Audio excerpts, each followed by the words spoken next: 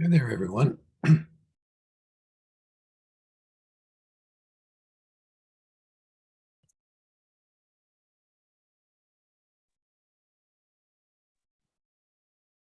Hi, Tony. Hello, How you doing? Bob. Did I just take the host from you? I don't know, but it doesn't matter.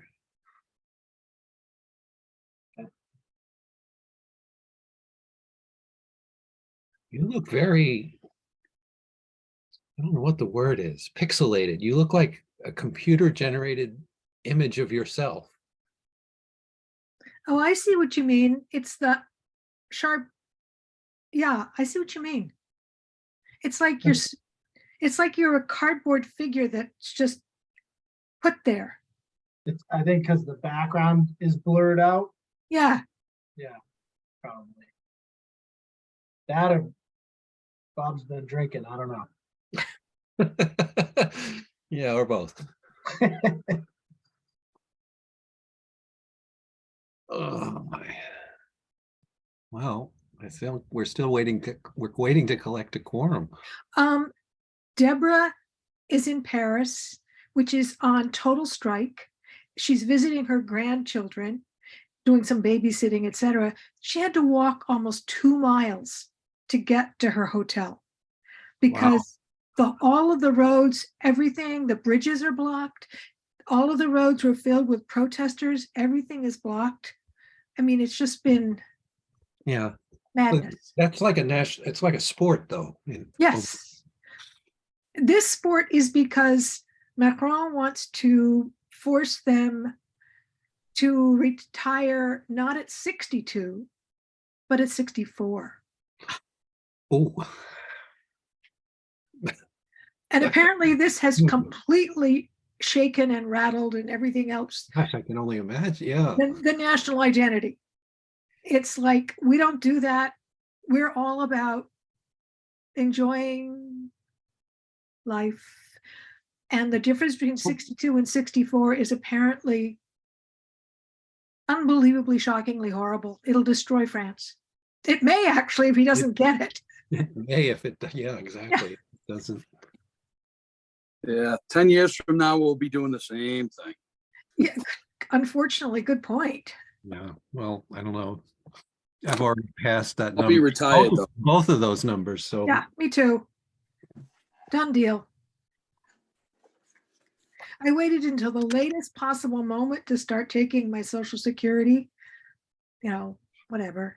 But they're very unhappy campers in France right now. Not Deborah, probably a little bit also. yeah, yeah. All right, now wait, let me count on my fingers here. 1, 2, 3, 4, 5, which gives us a quorum, doesn't it? Yeah. Okay, well,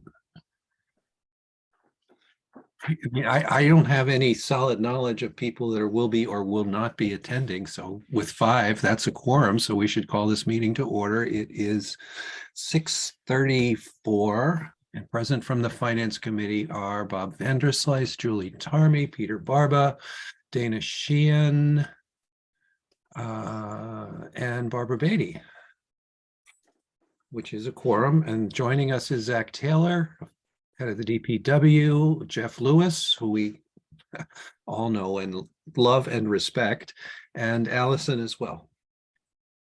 So we are in order. Should we just deal with the minutes? Yeah. And thank you, Julie.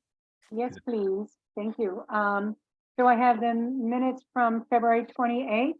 I move that we approve them as written unless someone has anything to say. I second. Thank you. Okay. So Barbara, I'm going to abstain. That was the meeting I was not at, right? But, I have you listed as being there. Is that an edit? oh, no. Okay. All right. I'm thinking of the following meeting. Yes. The other February 28th. No, the last Thursday's meeting I wasn't Oh, at. okay. All right. I approve. Thank you. Sheehan, Sheehan, yes. I vote aye. Beatty, Aye. Vanderside, Aye. Carmy, aye. Five, yes. All right, and I have the minutes from March 2nd, and Peter, I have you down as being there. March 2nd. Last Thursday, I was not at the meeting. I was in Boston at a work event. I thought you joined late. Oh, No? Okay. All right, I was at Atlantic Fish. so I that can is show my an edit. receipt if I have to. Well, that is an edit that I'm making to these minutes. Then I am removing him from being present to being absent. That's funny. I wrote your name down and everything. Maybe there was another Peter there. Who knows? All right, so I move that we approve the notes as amended, showing that Peter Barber was indeed not at that meeting. I'll second. So Vanderslice, Aye. Sheehan, As amended, Sheehan votes aye. Beatty, Aye. Carmy, I, and Barba, I'll abstain. abstain. Okay. Thank you. Excellent. Thank you. All right, so Zach, we move on to DPW budget. And when I said budget, where this kind of includes the enterprise funds as well. So it includes water and sewer. Okay, is that okay? Sure. All right. So I guess the floor is yours. Well, where do you want to start? Do you want to start on the general fund? That's good. So is there anything have you guys seen the budget? I'm sure you guys have seen this workbook. Yep. Yeah. I mean, really, do you guys have any questions on any of these items? I mean, I could go into greater detail. I mean, Can you see the screen? I pulled it up. Yep. Good, thank you. yep. Can that's- you, excuse me, could you make that, enlarge that within the window, please?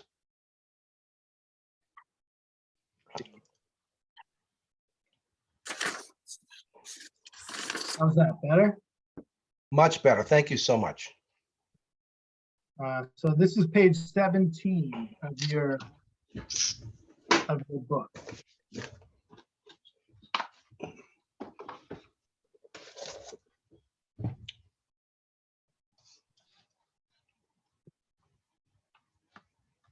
Okay, so I guess I'll start.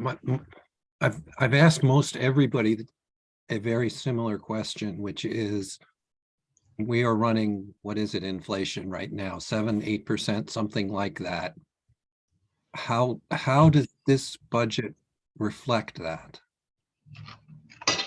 It doesn't seem like it's going up that much, and Yeah, so, just working with Tony and knowing where we're at financially with free cash and things like that, we were able to create a budget. I mean, almost level funded. I mean, we have a really good grasp on what we do, how we're doing it, and we're really fine tuning the budget to the point now where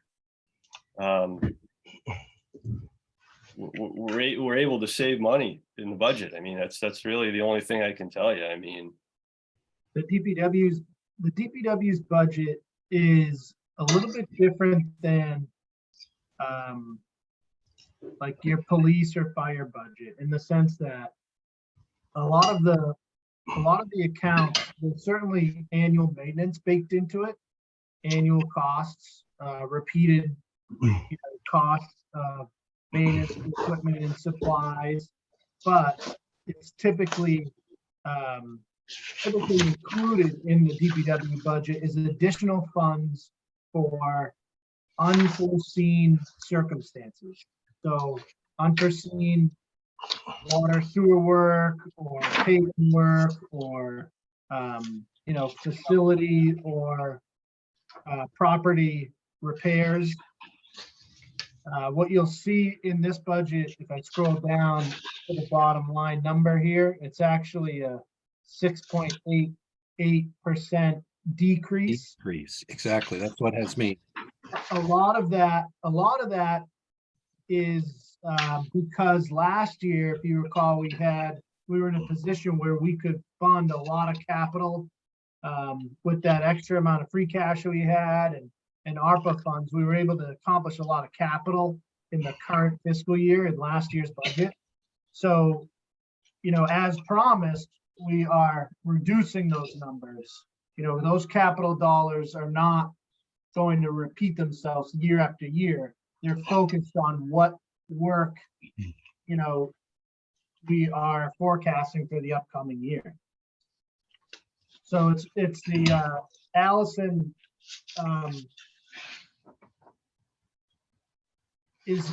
would you be able to?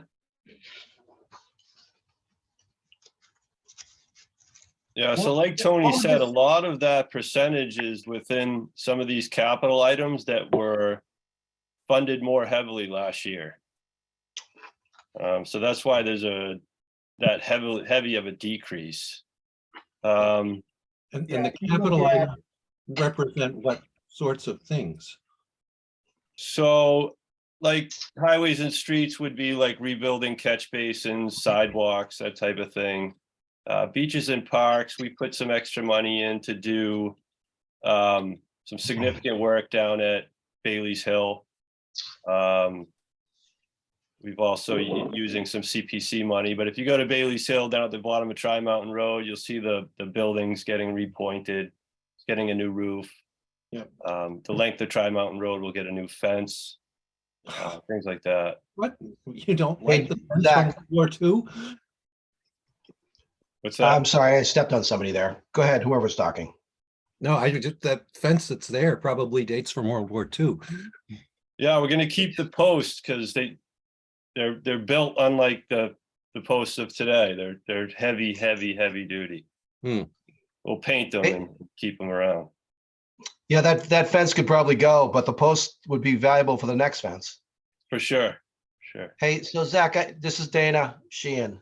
I did. And so in looking at that page, I see capital outlay equipment, and it's 0.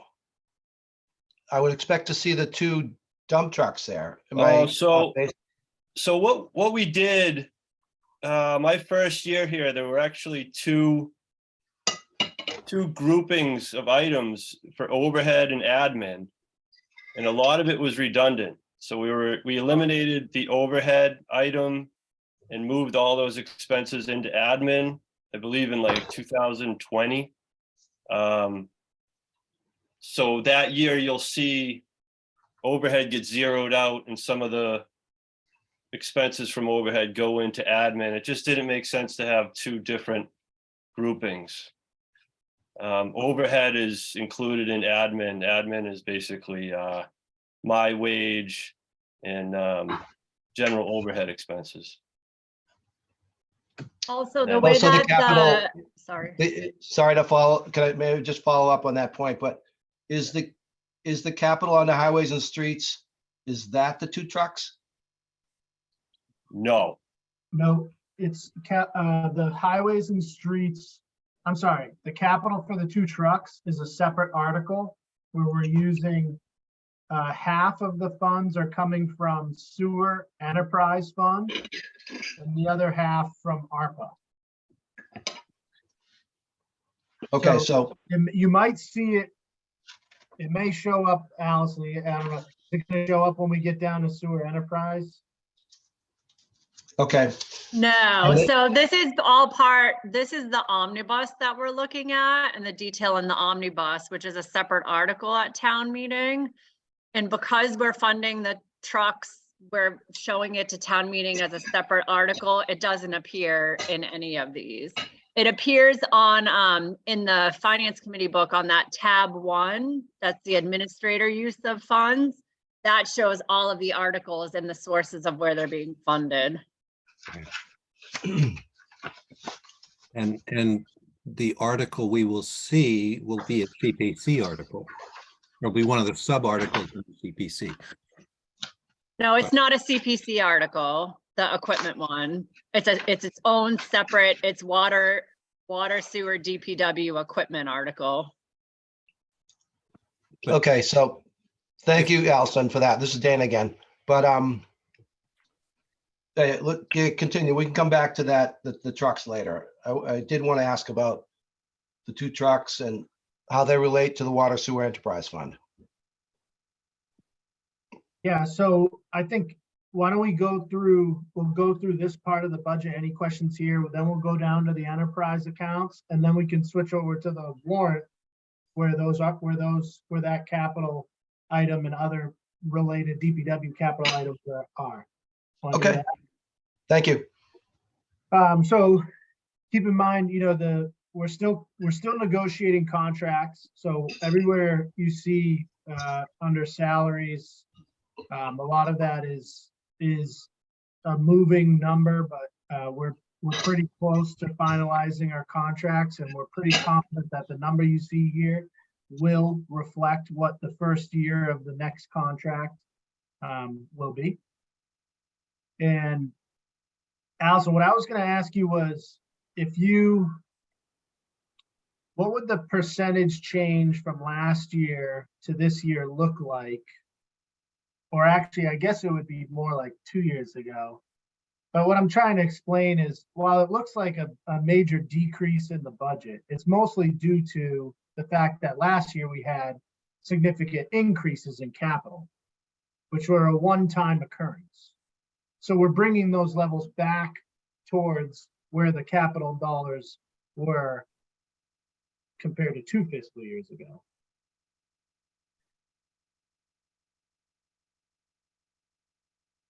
Yeah, correct.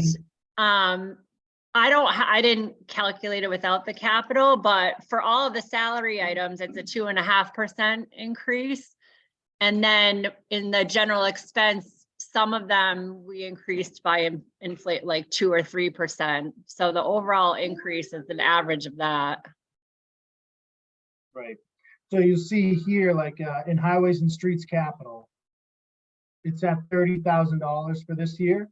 Last year it was up to 57, but the year prior was 24, and the year prior 21. So as you can tell, as you can see, last year we had a little extra funding that we could put towards highway and streets in the capital. So I have a question. Mhm. Last time, Zach, we talked about emergency management, and we talked about hurricanes. And so what I'm wondering is, with the reductions for highways and streets and the reductions for beaches and parks, what backup do we have? And I'm knocking on wood. Well, If we as have far a as- as a far bad as- hurricane again. Yeah, I mean, as far as ocean events, if it's a disaster, we're banking on, state aid, federal aid, things of that nature, if it's in fact declared a disaster. But similar, we had one storm this year. We had pump rental, but it was short-lived. It was maybe a one tide that we had to get through. So we were able to use some of our budget money, to get through that one storm.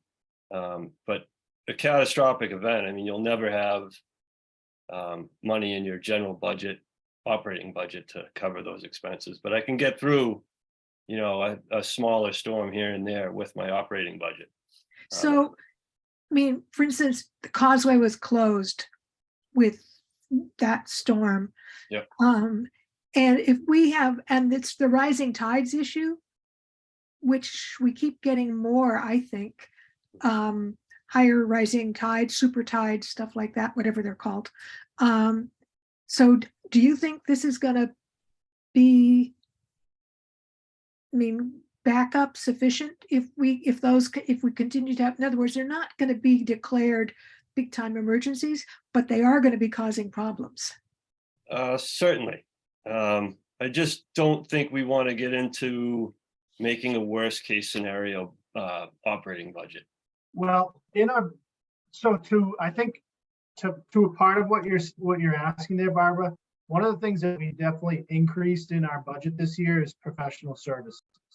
And what those services are, what that money is really used for is for consultants or engineers to help us design and apply for grants to help improve our coastal properties, Good. seawalls, like for instance, 40 Steps. We got a grant from EEA this past year, a planning grant, and we put out a procurement this past year for a new coastal engineer.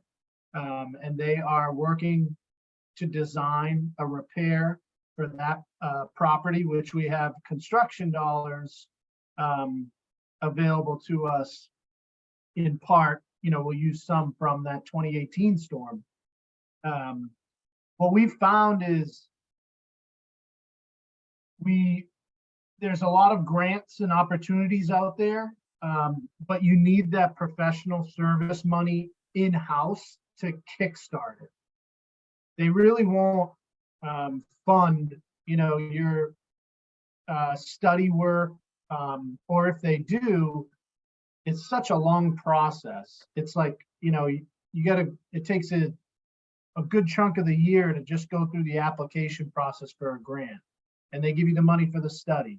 And then it takes a good year to study it. And then you got to go through another good chunk a year for an application process for money for a design.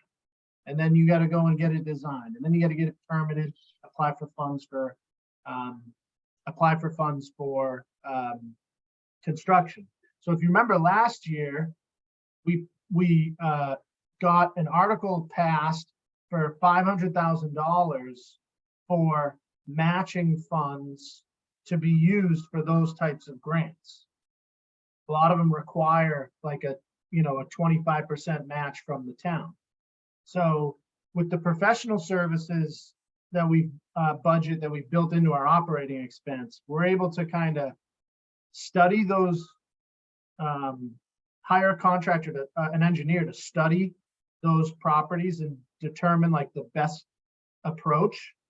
Take that and apply for funding to do the design and construction. And then we're able to say in that application, we already have town money approved to match whatever grant you might, award us. So one thing that we definitely did increase in this year's budget is that professional services line item, so that we can speed up the process of being able to,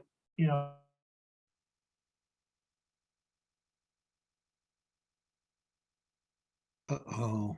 Oh, we lost Tony Tom. froze. Well, to Barbara's point, I'd ask the question, have we had shortfalls in funding in the past 5 years related to major weather events? No. Okay, thank you. That's really what I was, Yeah, like I said, I mean, when it's bad enough, I mean, we're outfitted with equipment and manpower to be able to do a lot of in-house work, a lot of in-house cleanup. There's short money to rent specialty equipment. But unless it's catastrophic, and there's nothing we can't handle unless it's like a federal, and we know we're going to get aid. So, well, that's very good to hear. But I don't want to be perceived as having been worst case scenario. This no. really grows out of a discussion last week with our emergency management department. So I'm just following up on that. No, it's certainly a good thought. I mean, it's been talked about in the past to have some type of emergency separate fund that would only go to coastal storm cleanup. Because again, it's always that question, like, where is that money coming from? And again, it's basically plucked from highways and streets and beaches and parks, just due to the nature of the work. But it's certainly a good question, and a question that's been raised in the past. And Zach, can I add to this, Dana? But answer? We have a stabilization fund, Yes. and also the National Guard, if there's a major emergency, has a lot of equipment, and I'm sure that they would help us out. Am I correct, Zach? certainly. Okay. Did I freeze when I was responding? You did. Okay. Dana, you're spot on there. with the stabilization account. That's one of the reasons we try to build that up in case we ever needed it. But what I was saying, and the long story short of it is, we're putting more funds into professional services this year than we have in the past. So we can speed up the process of being able to take advantage of those grant opportunities to build resiliency in those properties. And we're already doing that with 40 Steps, Short Beach, the revetment on Willow Road, Doggy Beach, and other projects like that. And Tony, thanks to your leadership, we have a very sizable stabilization fund. I know you probably want to add to that in this budget. I think I see that there. But, I think we're in a much better place than we have in the last few years with stabilization. Certainly. Good point, Dana. It's As we craft this budget, we're looking to build the church for Sunday, not for Easter Sunday. Okay. I think Dan like works at that. I mean, you don't just come up with those things. I think he really works at that. I think he has a library of them that he can. So I mentioned in a selectman meeting not that long ago, and I'll let you guys know that we're happy to report some progress on our hazard mitigation grant application for Short Beach Dune. This grant application is for $3.1 million. Where we've passed the first gauntlet of MEMA review, and our application has been submitted up to FEMA for the secondary process. So I spoke with Congressman Moulton's office today about it. They're going to be writing a letter of support. It's definitely our #1 priority, and we're still alive in the application process. So we're keeping our fingers crossed, but we're happy where we are right now with that.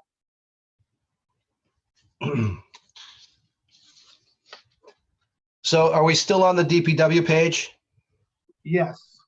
I can scroll down. If there aren't any other questions about this part of the budget, I'll scroll down to enterprise. I have a couple. Okay. And I don't want to hog all the airtime. So if anybody else has questions, I'll just make it quick. But the beaches and parks part of that breakdown, salaries, wages, general expenses. Is there an offset in the revenue from the beach stickers? And I also noticed a secondary, I got a follow-up question there too.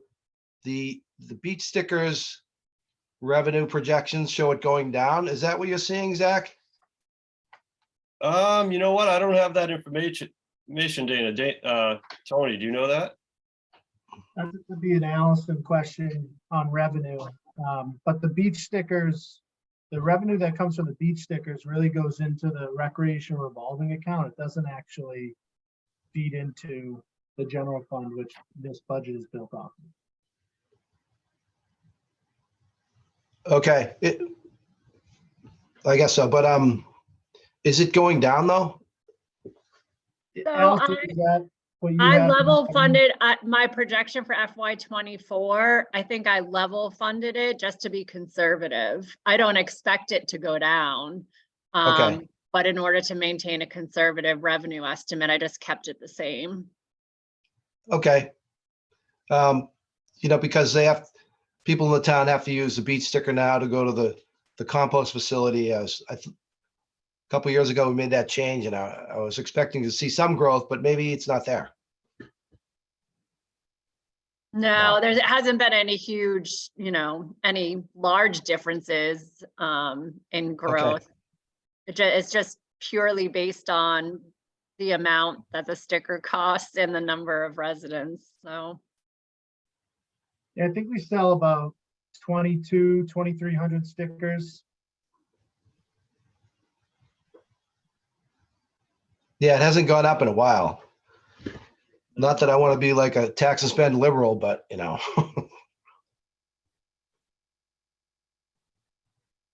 Yeah, we don't, it's, we use it as a way to ensure that folks using the compost facility are Nahant residents, not so much as like an additional charge or anything of that nature. Right.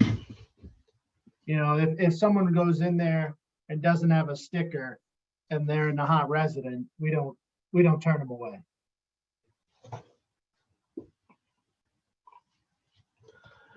Okay, that's all I have. Thank you. You're welcome.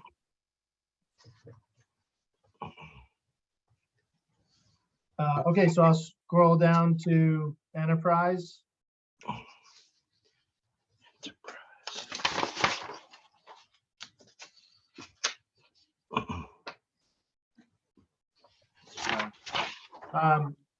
So starting with the water sewer enterprise account, you'll see it's a 9.12% increase. A lot of that is the result of the assessments from MWRA and Lynn Water Sewer, which are essentially a pass-through. We did add some capital outlay in the sewer enterprise account. We have a lot of the borrowing that we've done in the past is for major sewer capital upgrades. This capital outlay is for minor repairs and unforeseen repairs. Upgrades as well. Yeah, and upgrades. But as you can see from, if you look at each individual line here, the salaries only went up a little bit. General expenses only actually were reduced to make up for the increase in capital outlay. And then the biggest jump is this $50,000 increase from Lynn Water and Sewer. Is that a final number or an estimate, Allison? That's an estimate. I haven't heard anything about a final number. The MWRA is the only one we heard from. Okay. So that number may change. If you go down to water, the same thing, you'll see salaries really only went up a little bit. Again, it's subject to the contract. General expenses hardly move. And where you see the MWRA assessment is accounting for $15,000 increase there. We're level funding capital outlay. Water debt service. Do you want to speak to that, Allison? Or sewer debt service, the changes from last year to this year? Is that just Yeah, so what we owe? yep, in the finance committee book that is sent around, I think it's the last tab is our debt schedule. And so the Linway project that we financed through the Clean Water Trust, they just sold bonds for that. So we're going to have to start repaying that beginning in FY24. So that's a large part of that increase in debt service for sewer. Is for that Linway project that we'll be paying principal and interest on starting in FY24. I also included a little bit of debt service for the pump station project, which is the next phase of the money that we're borrowing through the Clean Water Trust. So that's also why it's a little bit of a bump. On the water side, it's just based on the current principal and interest payments due on our debt outstanding. There's nothing new there. So Allison, what is the highest rate of interest we're paying on this combined debt from water and sewer?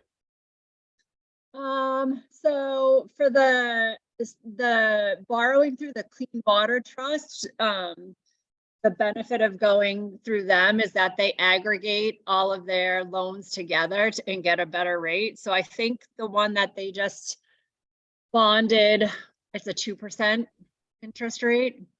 2.1, I think. The borrowing through water is 0% interest.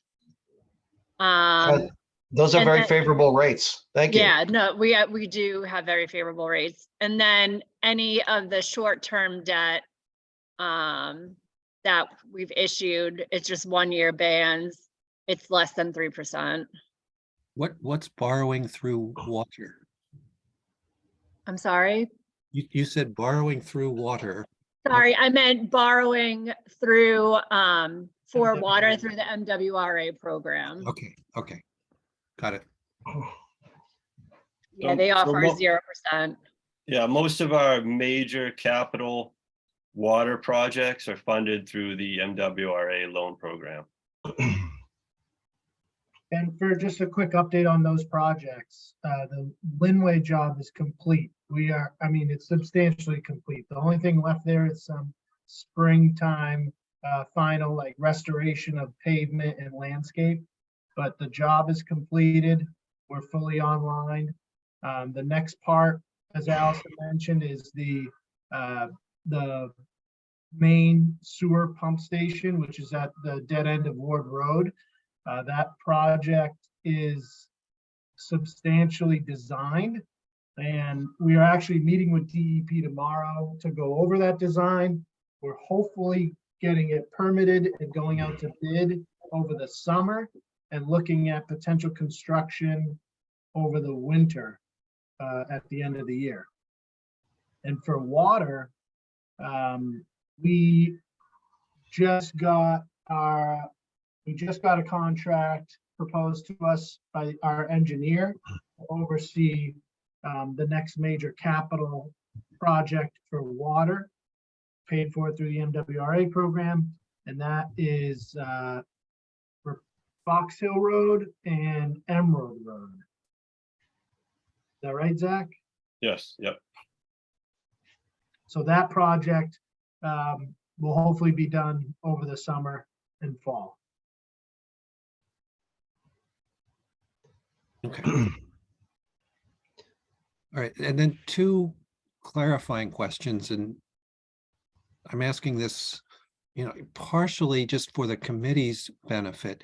A short explanation of how you're allocating expenses between the town side, the DPW side, and the water and sewer side. Question 1. And question 2, debt shift. How does that work, and how is the amount determined? So I can speak for how the salaries are divvied up, and Tony, correct me if I'm wrong, but it's basically based on designation of my employees. So certain employees fall under water sewer, whereas other employees would fall under highways and streets. And then the general expenses are all expenses related to either of the 2 categories. I mean, there are expenses that can be applied across the entire DPW. Certain types of tools, certain types of fuel, things of that nature. And we try to move as much as we can into the general fund when we can to keep the rates down on water and sewer enterprise and trash. But it's really based on looking at the actual expenses from the previous year and identifying them to either of these enterprise, and what they were mainly used for. Okay. And do people allocate their time? So if you're going to take an employee and they're going to be working on a water project rather than a town project, do you try to do it that way, or is it more at a higher level than that? Yeah, it's more of the actual employee has been designated. Okay. And 90% of their work is related to water and sewer. Right. just because of the skill level is different to do the water work than the trash work. or landscape work or other things like that. And then other costs associated with personnel like administrative costs or benefits, health insurance. That's pretty much divvied up on a evenly percentage basis across the different divisions. Tony, this is- I have a question. Didn't we, I know we passed something new. We're now a tree city, right, Zach? Yep. Where do the trees show up here? That 'Cause they're not little bit- all in parks. Some of them are, Oh, I think it's all of my tree expenses would be in beaches and parks. and have they gone up or they kind of, Have they gone up? yeah, Yes, we allocated more funding to tree removal this year. but I've also seen a They're really few, coming down, not, never mind. right, I've seen a few new ones that Well, got planted, right? I honestly, I haven't taken any trees. I've been doing a ton of pruning, but I just couldn't resist, sorry. No, I've seen the pruning. It looks good. yeah. They're thanks. doing very good pruning along Willow Road. Very nicely done. Thank you. We have So- a tree task force and, so we have needs for trees all over town.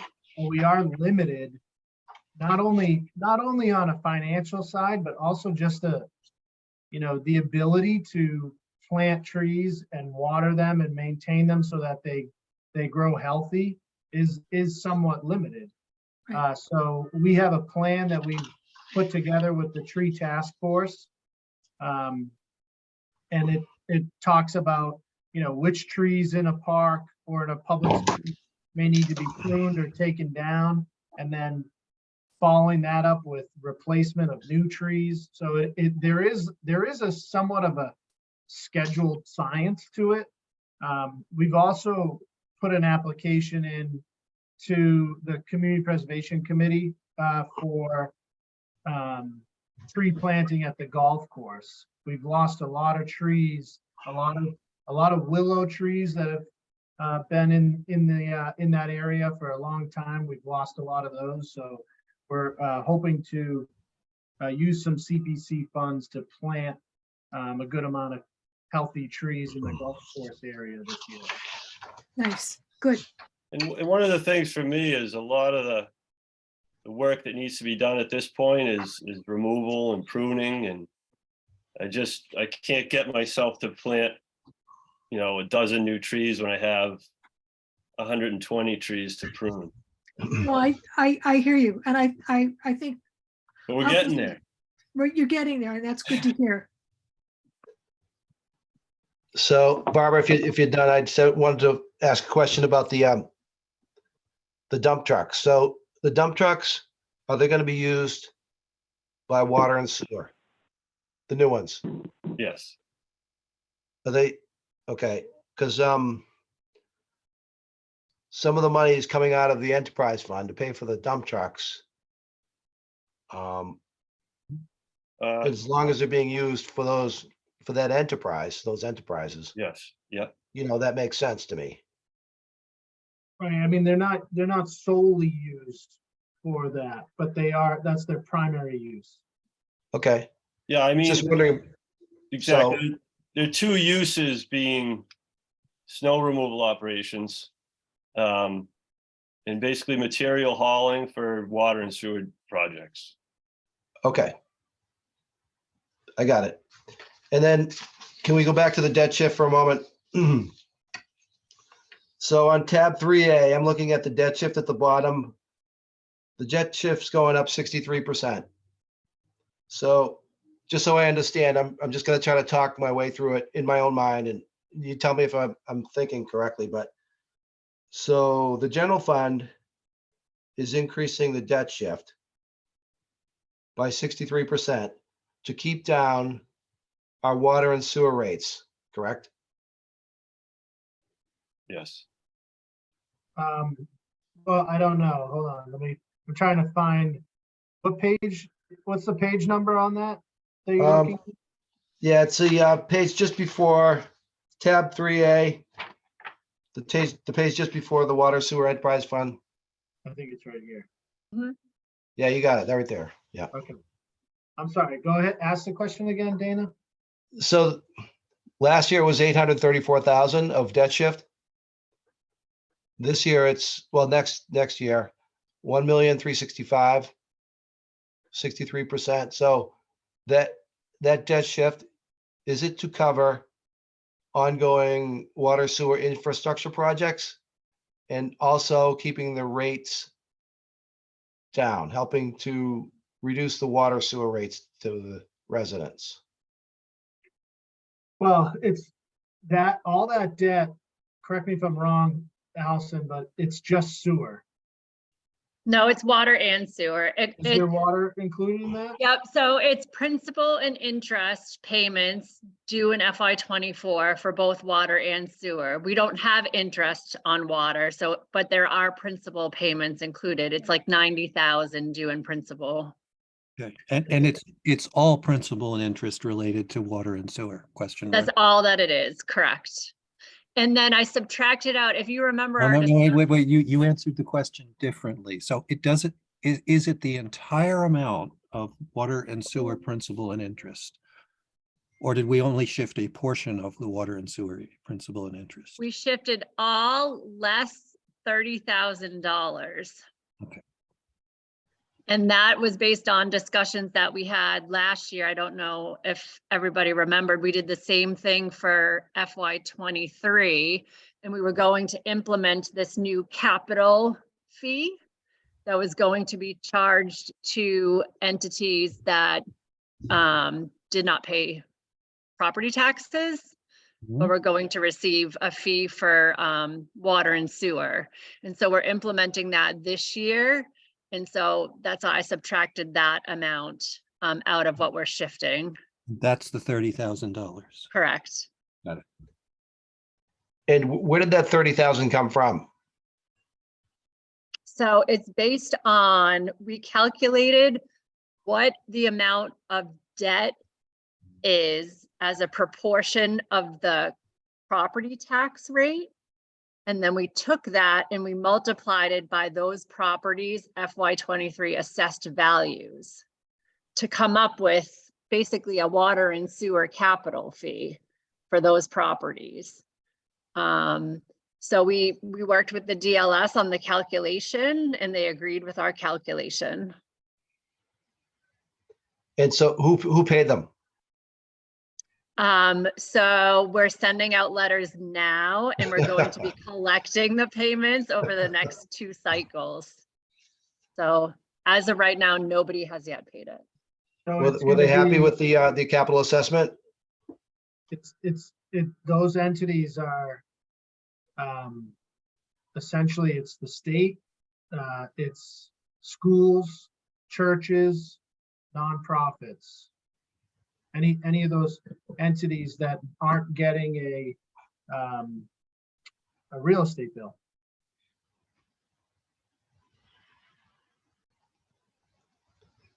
Okay. Yeah, I remember it well from last year and just wondering how the implementation was going. Thank you. DLS it took some time to get, some assistance from DLS on how to calculate that and how to assess it. We may actually even make some changes in the upcoming year. We're still waiting on some guidance from them. But for the current fiscal year that we're in, that's how we're doing it. And just as an FYI for the rest of the committee, that's the Board of Selectmen can arbitrarily, not arbitrarily, but they set the rates and the capital fee. No, the capital fee is a calculated number. Yeah, well, the Board of Selectmen determine the rates. They do vote on the rates. Right. Yes. And they also vote on the debt shift. Yes. Yes. Yeah, so So- it's discretionary in that sense, but what I heard is, it's not a whatever word you want, kind of manipulated number. It represents the true debt service costs of the enterprise fund. We're not, and that's what we're shifting over. That's the policy and that's what we've done. Okay. Right, and municipal finance law establishes the meets and bounds, so to speak, as to how you calculate that. Yep. Okay.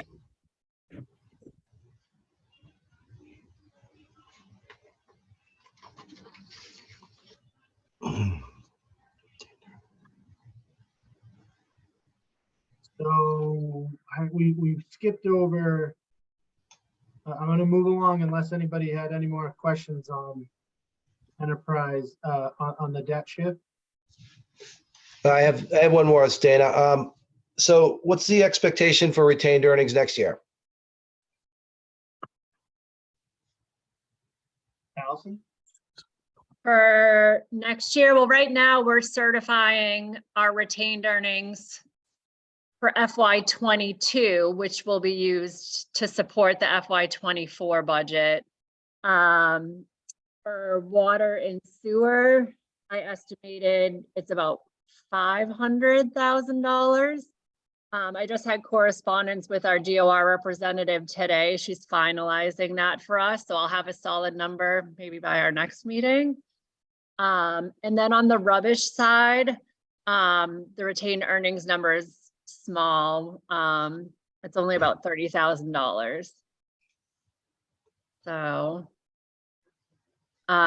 in terms of what we'll be able to use after that, so this year, we seem to be operating pretty well in both water and sewer and rubbish, but it's hard to tell at this time what the surplus might be.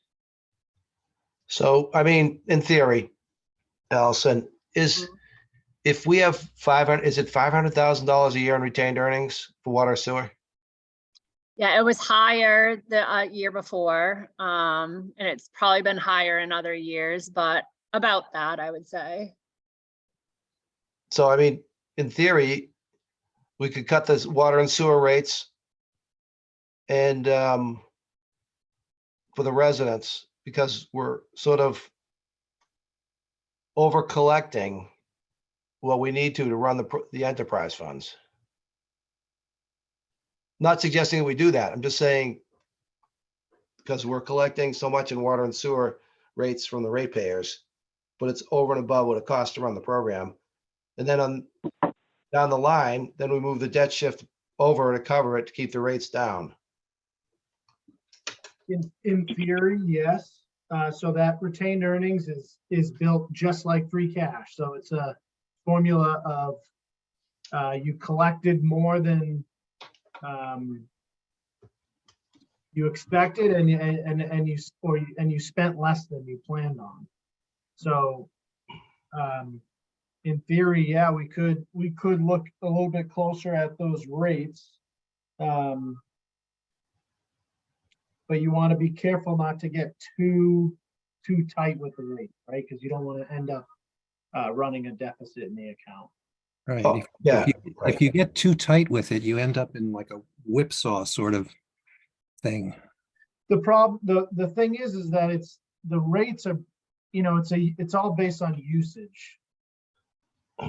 So you don't know, and we're charged based on usage too, but it's really, you're building those rates based on what you estimate to be used in the upcoming year. Sure. I mean, it makes sense that we wouldn't want to lower the rates this year and then find out, whoops, Lynn Water and Sewer, MWRA is going to charge us more. So then we're going to move them up again the following year. But it seems like 500,000 seems like a lot of retained earnings for a year. Yeah, Right. actually, That's not the net change, though. That's the balance, right?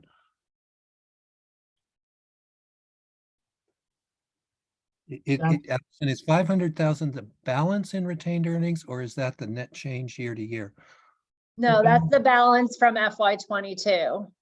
That's what I thought. Okay. And how many years did it take to accrue that 500? Well, some of it was unused from the prior year. It's hard I'd have to look into that for you. I don't have a clear answer for that. It's okay. If it's a, an accumulation of retained earnings over a couple years, that makes more sense to me than, It is a 500. little bit, yeah, because we haven't fully used our retained earnings every year.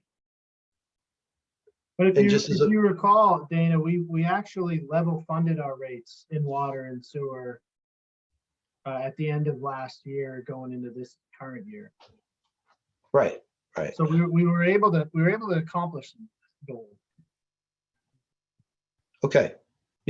I just thought I saw that number 500 and I thought that was not cutting it too tight. I thought it was over collecting on the fees a little bit. We do have some soon in the near future, we're gonna have to invest in new water meters for the town. Zach has already looked into some of the estimated cost of that. And it's very expensive, but our current meters are, around 10 plus years old. And so there's new technology that comes with that, which is great, more efficient measurement of usage, but it's going to be a big cost, and we could use that retained earnings or a portion of it to help pay for that. And that makes sense too. If we don't have to go out and borrow the money to do it. Yeah. Great. Well, to that point, Tony, does it make any sense to implement a rolling replacement so that certain sections of the town are done each year instead of taking it as one massive hit? Zach, you looked into it. Do you have a good answer for that? Are you still on?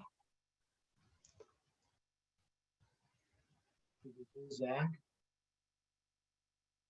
Oh, you're muted, Zach. So right now, we're already implementing the program. Any meter that gets changed, any new home, they're all getting the new meters that we would purchase. So it's not really a rolling thing, but we're actually rolling it out now as much as we can. But that's kind of a piecemeal approach. Like if we were to invest in new meters for the whole town and we were to roll out the installment of that, the question was, would it make sense to do that over a couple fiscal years, or would you try to get it done all in one shot? You're asking me? Yes.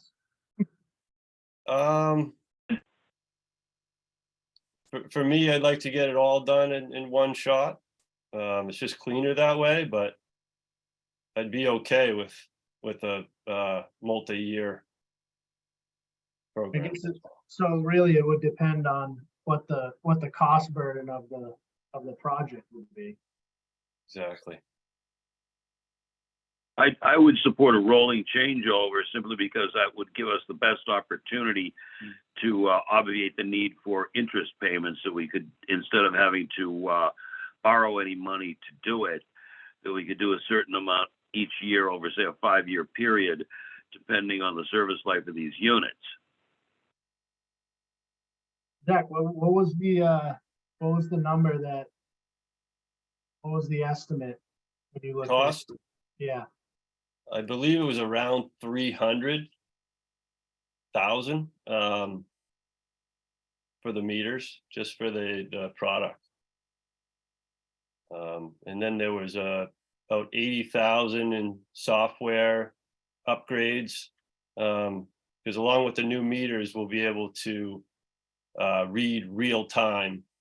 We'll be able to read your meter real time. So we'll be able to constantly be taking measurements, whereas now we go out remotely and read them every 3 months. So it gives us a very accurate, more information for the residents. And Oh, like Tony said, they're just at the end of their life now. They're 11 years old.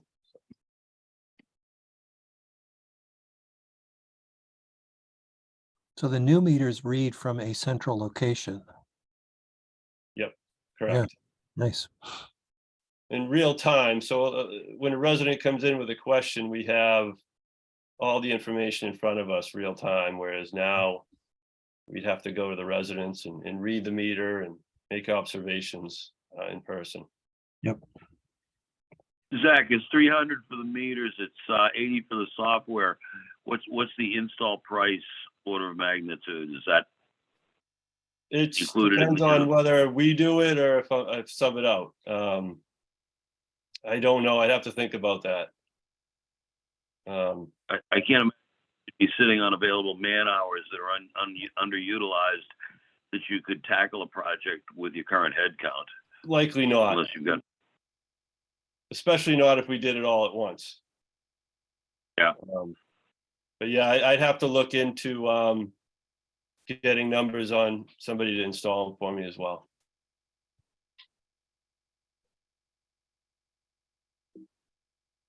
So it's a project that, with this year, we're going to be using some of those retained earnings towards the capital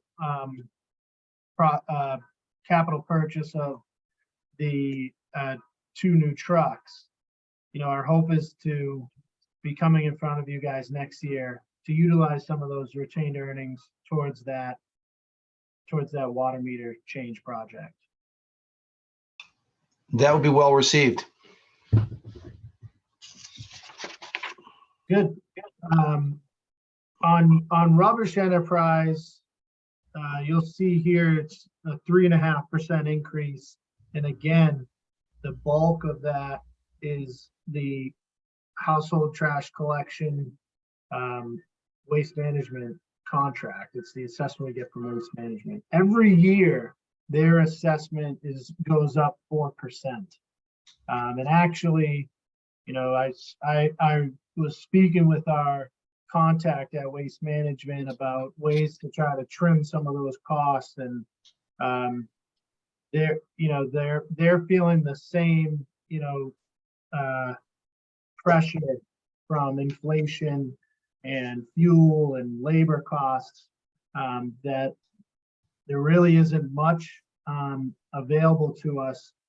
There are some cost saving measures that we're looking into. Those would include investing in carts, uniform carts for the trash collection, which would help reduce tonnage, and it would put us in a position to potentially reduce our contract cost with waste management in the future if automated collecting trucks became available. The other one is trash compactor at the DPW instead of our current dumpster setup. Both of those really don't, they move the needle a little, especially if we use ARPA funds to make those investments. But we're looking at, the cost of trash removal goes up, is just, climbing on an annual basis. We're not the only community dealing with that issue. We're considering a change in how we distribute that bill to our residents. Last year, we included it in the first billing cycle of water and sewer. Our idea there was to eliminate an additional processing event of payments that come into the town hall.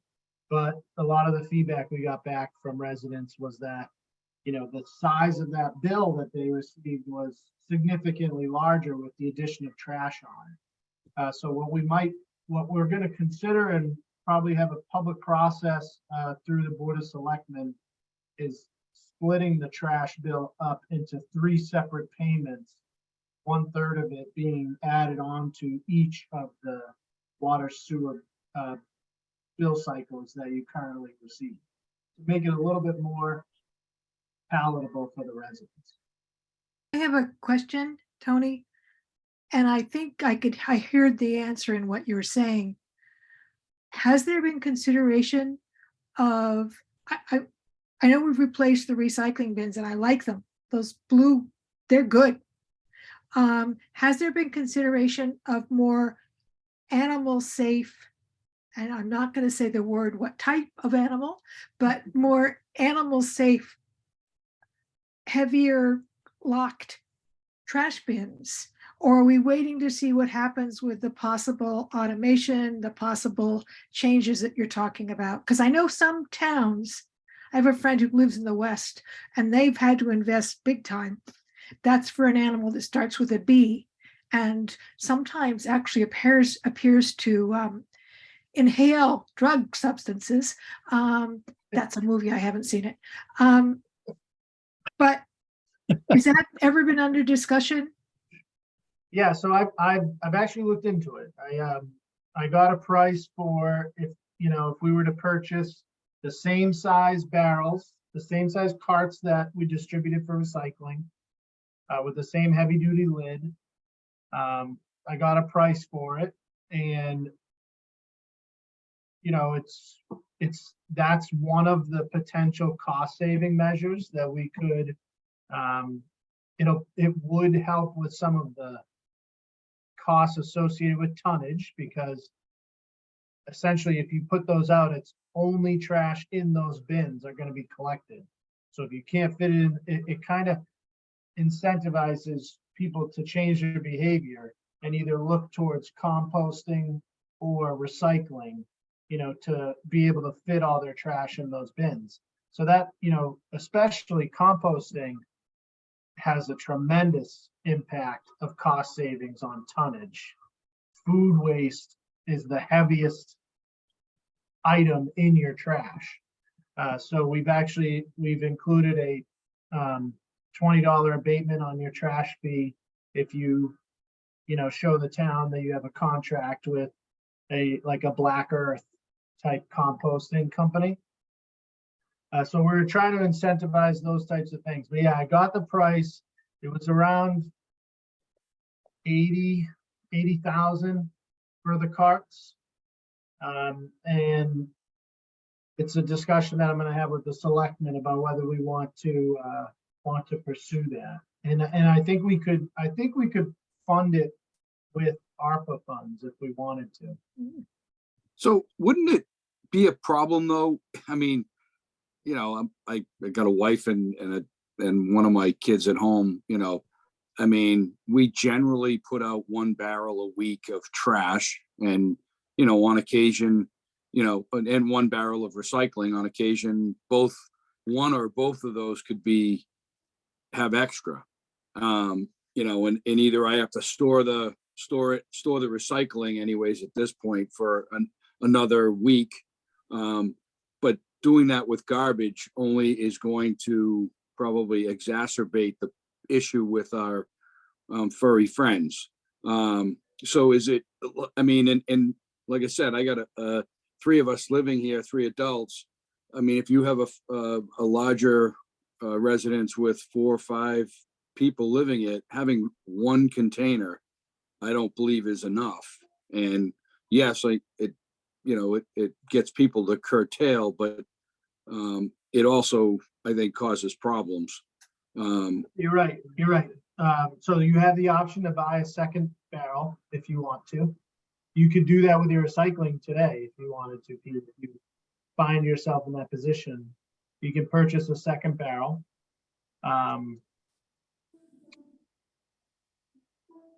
And so the first barrel would be free, so to speak.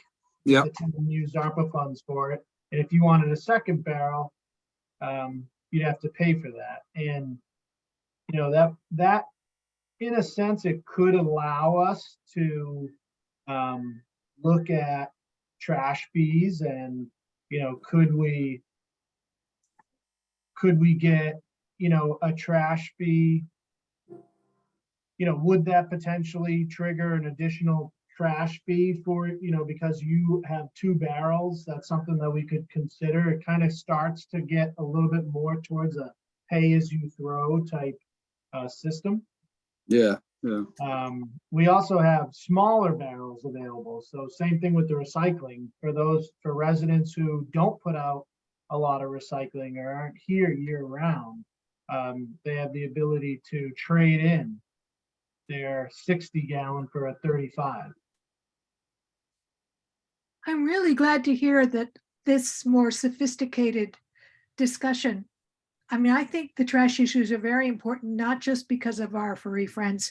I think this is excellent that it's becoming more sort of gradations of what people need and the possibility then of incentivizing,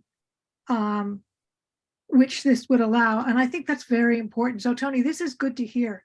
Has this been something, for instance, have you considered doing some kind of I know you do these, town presentations. Have you considered doing one on trash and rubbish, and maybe even bringing in a specialist to talk about composting and all those different things? Or did I miss that?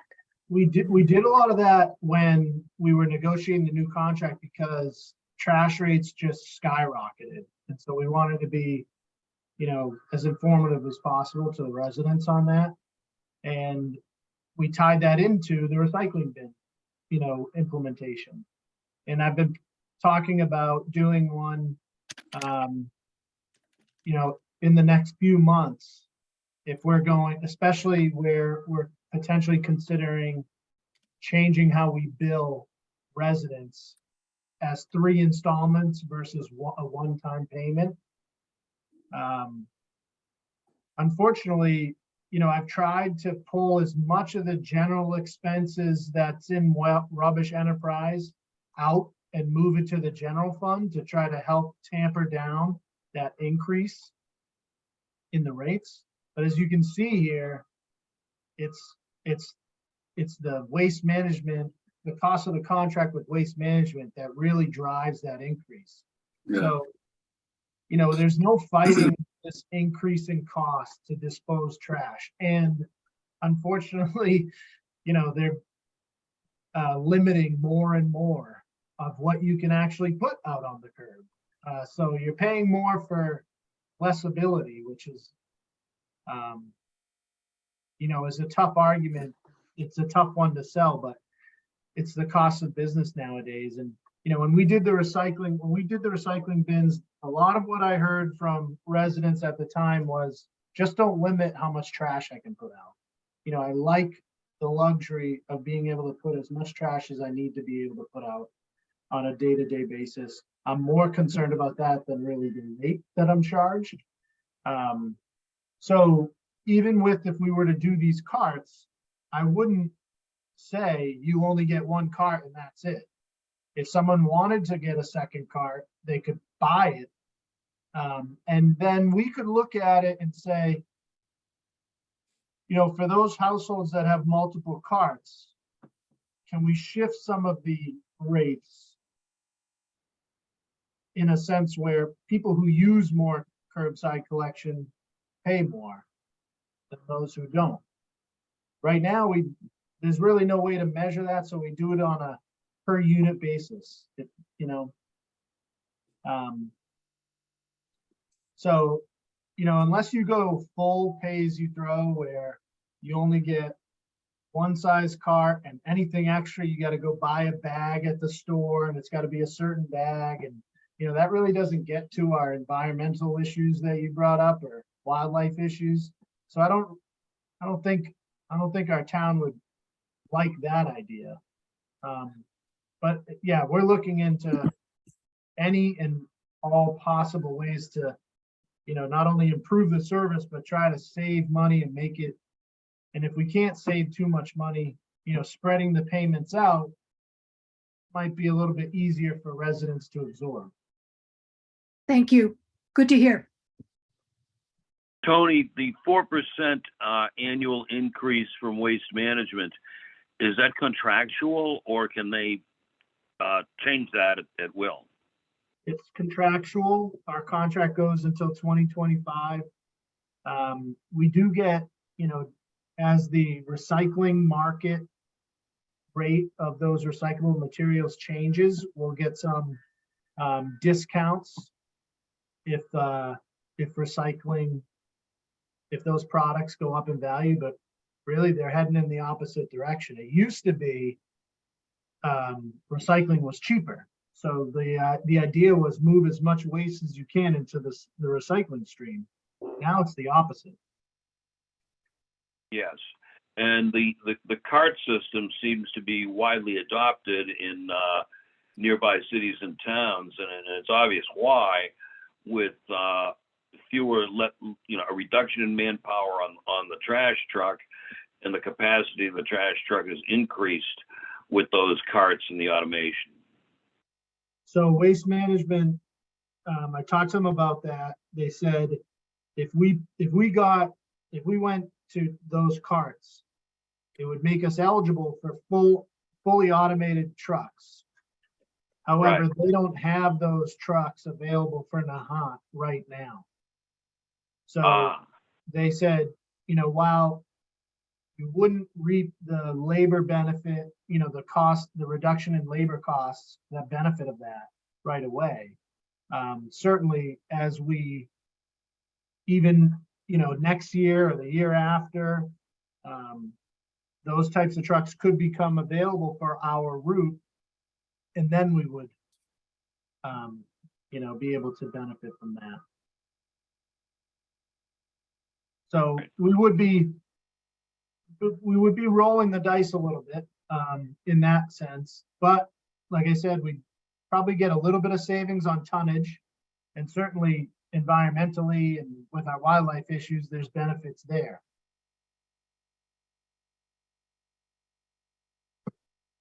The other thing is the ARPA funds, have to be spent by December of 24. Is that right, Allison?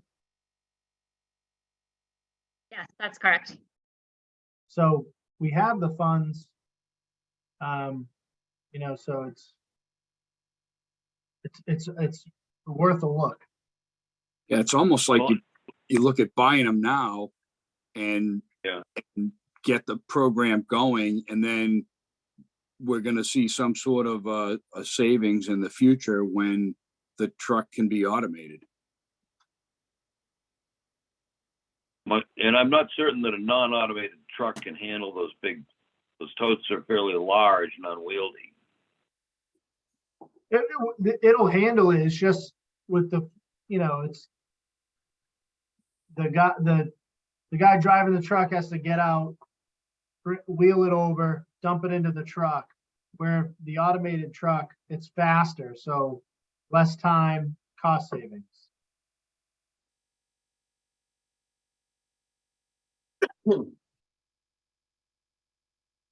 So it's something that we're looking at. It's not, if we use ARPA funds, we don't really need a town meeting article for it. But certainly it's enough of I learned my lesson with the recycling bins and street lights and, changes like that I wouldn't do it without, some sort of public process and public input.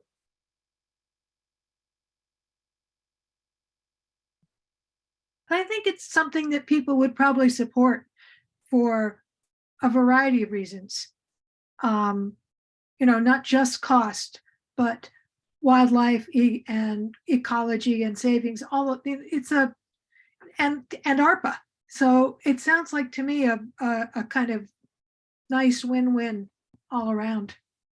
I think the change at first is kind of shocking, like that's what people saw with the recycling bins. But now I think if you polled the town, most people like the Yeah, they're good. recycling bins. And I know Zach likes them because they're on recycling days. There's definitely less pickup for the DPW.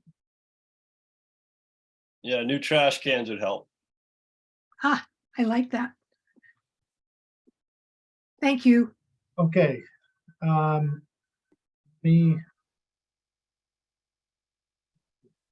share. If I go to the warrant, Yeah, well, yes, I still have. I do not understand the funding for the new trucks. okay, so can you see the warrant? Yep, yep. All right, so I'll skip down to, that is gonna be here in Article 18. So the cost of the trucks is 300,000. What we're looking is to split that, half of it from the water sewer enterprise and half of it through ARPA. Oh, I thought some of it was coming from, we said from CPC, didn't we? You said that and we corrected you. Oh, Yeah. I thought I heard it. So, okay, if I'm wrong, then I'm wrong. Good. Yeah, like I said, we have the ARPA funds. We need to spend them by the end of 2024. For these major capital items, it makes sense to use those funds rather than borrow and pay interest. And then on the other, instead of taking all 300 from the enterprise, it leaves some money in there, as we look forward to the water meter project in the upcoming year. Okay. So the article is authorizing borrowing the entire amount, but we don't anticipate actually borrowing that much money. Roughly half of it would be borrowed. The other half comes from ARPA. Correct. Is it similar? This was the same way the article was presented last year Yeah. for the fire truck. Yep.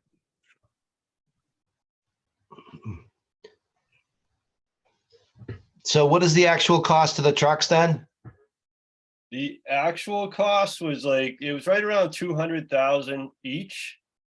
And we were getting right around 100,000 in the trade for the two existing.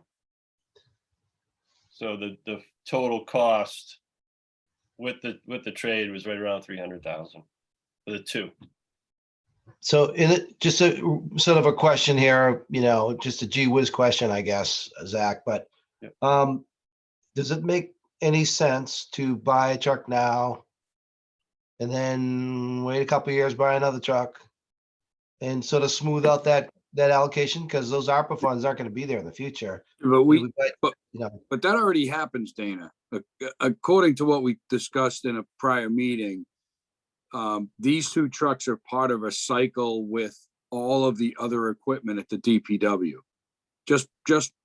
We're buying two trucks this year, but if you recall, we bought something else last year and we bought something the year before. So these two trucks are essentially in a cycle with other equipment. I understand what you're saying about, buy a pickup truck this year or whatever, buy a pickup truck next year, then you're not always buying a pickup truck, but where there are other equipment that's being bought. And I don't mean to step on, anyone answering, but that's what I recalled. That's correct. And the one issue I have with the trucks now, and the reason why we need the new trucks, is that they're starting to cost the department money, more money than I can sustain in my budget. So it just makes sense at this time in their life where they're starting to cost us money. They still have a significant trade value to turn them over now. The other issue is that they're actually not making any trucks. You had to be on a list that ended sometime in January to get a truck this year. So even in July, I may not get on a list to get a truck until sometime in 2024. okay, Zach, It's already so pushed out so far that I wouldn't want to wait another year with one of the trucks I have. okay. So question about the trade-in. So we see 300,000 by raised by borrowing and available funds, et cetera. Does that reflect the trade-in value of the trucks? The 300 does, yes. So the trucks are actually more like 250 each? They were right around 200. I think they were 204,000 each. And Okay. the trades got us down to 300. Okay, So we're getting between 50 and 60,000 each for a trade. And these are budget numbers. We can go back and see if we can get better numbers on the trade and better numbers on the trucks and All right. figure it out. But with the way inflation's going, I better sign the contract pretty quickly. okay. So I mean, my original question was like, I wanted to kind of hear what you're thinking of in terms of the schedule of these capital expenses. You know, and you say you need them now, and this is a good time to trade them in. You'd be the expert on that, so definitely. It's a support your 10 to answer. 12 year life on them Okay, with proper maintenance. thanks, Um, Zach. I mean, they're low mileage. Again, we do a lot of work with them, but we're not traveling a whole lot. Obviously, we're always in town, so there's not far to go. So they hold their value, so that's a good thing.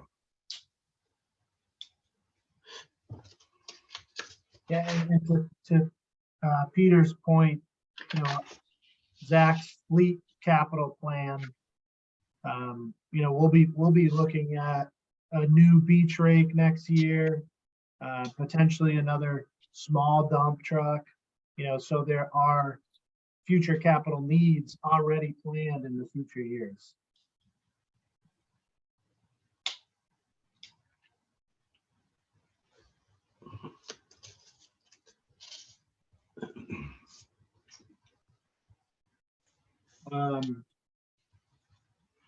So going through the warrant, snow and ice, we've fared pretty well this year. We haven't had a ton of snow events. We've certainly had a lot of salt events. And you know, we're always, Zach and the DPW are always purchasing salt in advance so that we have it when we need it. But I think we're funded around 30. I think we're looking, if we were at town meeting tomorrow, I think we're around a $60,000 to $70,000 transfer at a total of around $90-something thousand spent on snow and ice this year.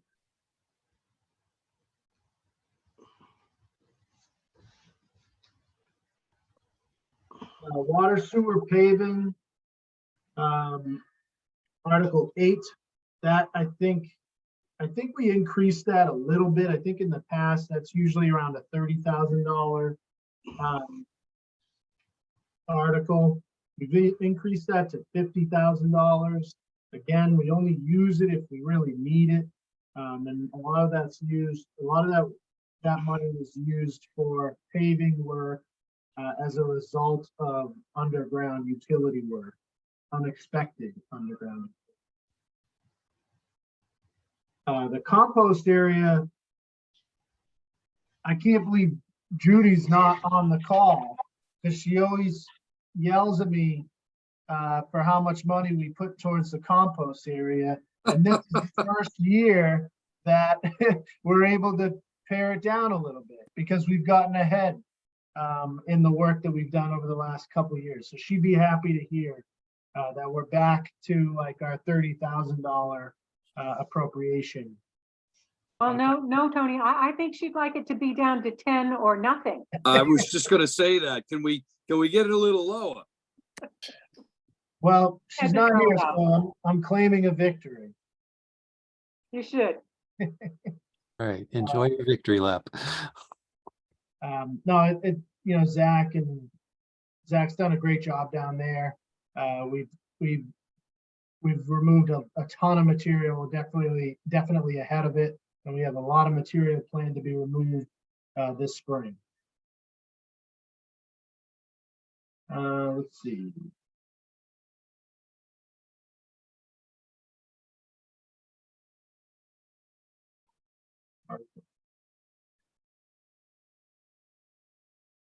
That's the same rec revolving.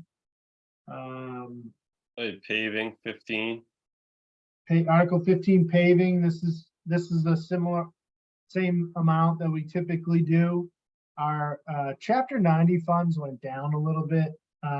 That's article 20, which we combine with this article. But we have some previous borrowing authorized that we haven't utilized yet.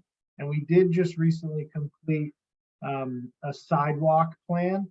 So over the next couple of years, we'll be really utilizing our paving plan, sidewalk plan, our II plan, and other underground utility work to determine the schedule. But we're hoping to accomplish a lot of sidewalk improvements and curb improvements, almost like a complete streets approach in the upcoming years.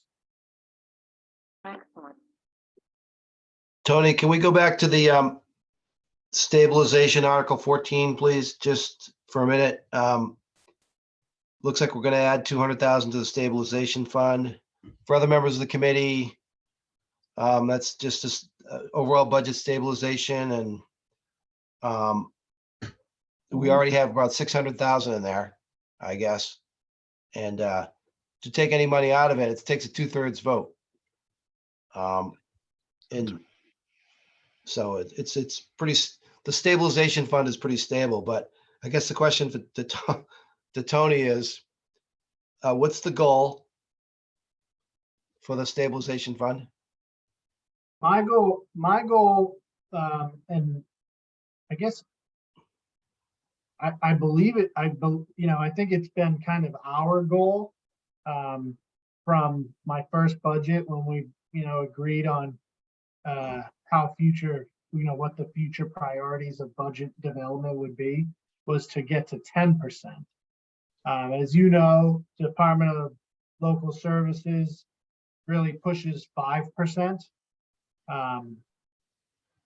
which we're there. We're at 5%, but as our budget grows each year, I see 10% as, what I think our goal should be. So I'd like to continue to invest in the stabilization fund.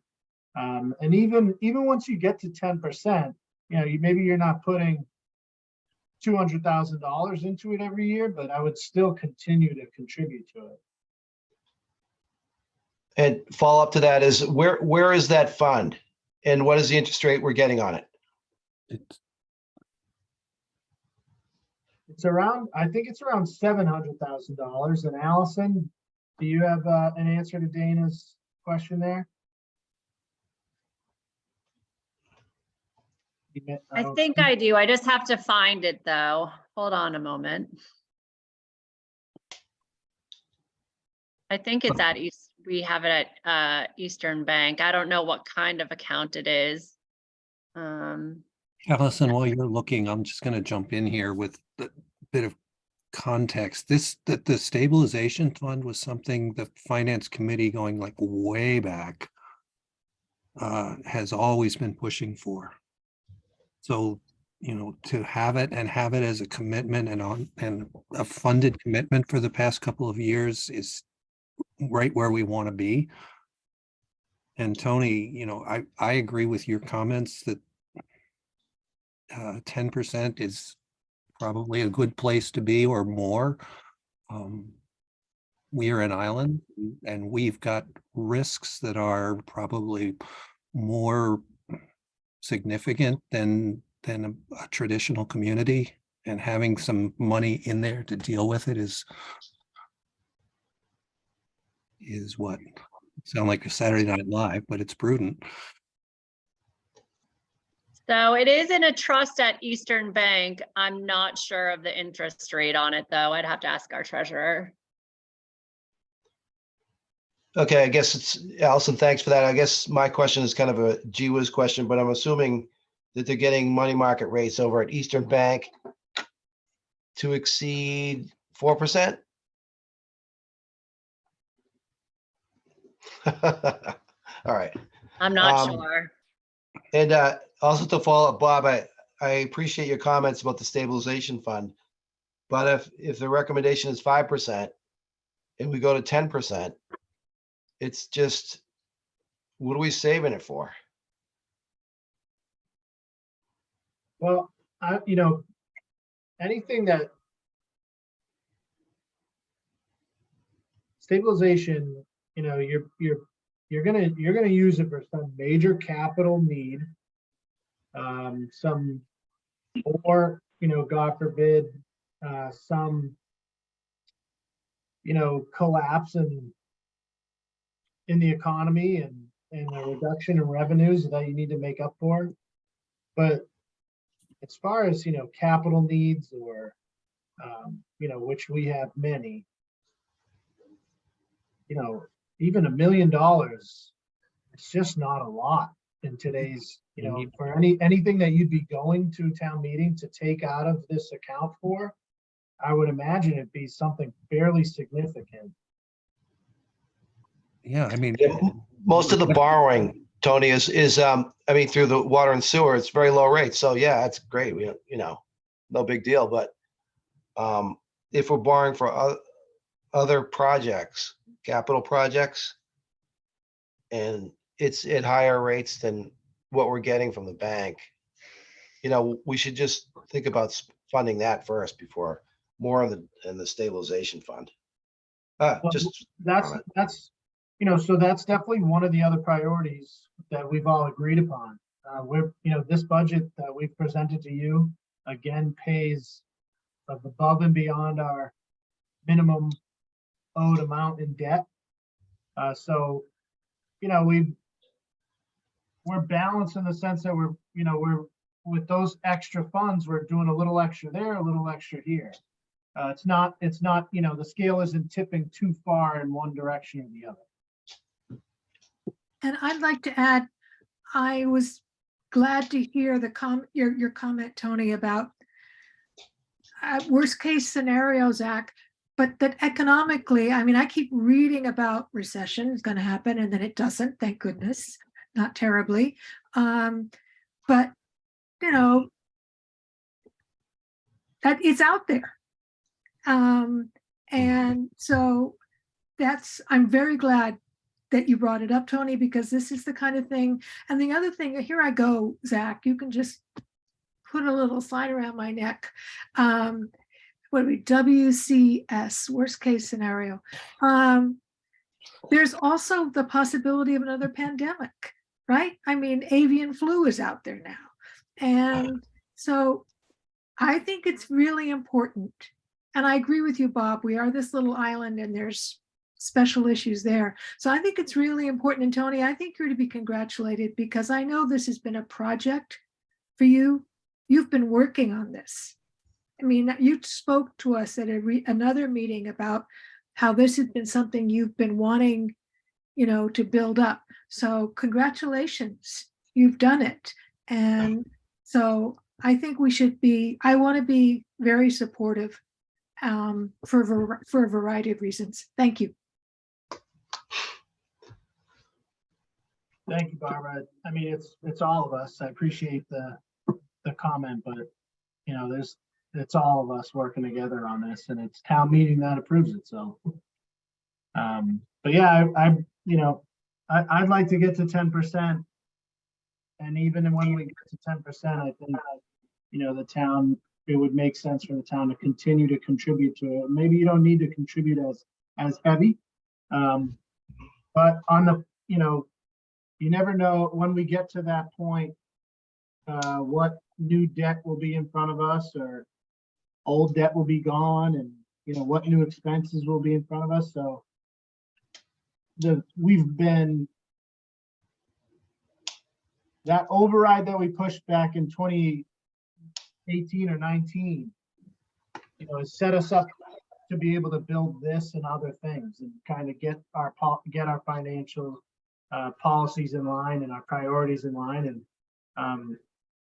it was a commitment back then, was that's why we were pushing for that override, so that we could do things like this. So trying to just stay true to that.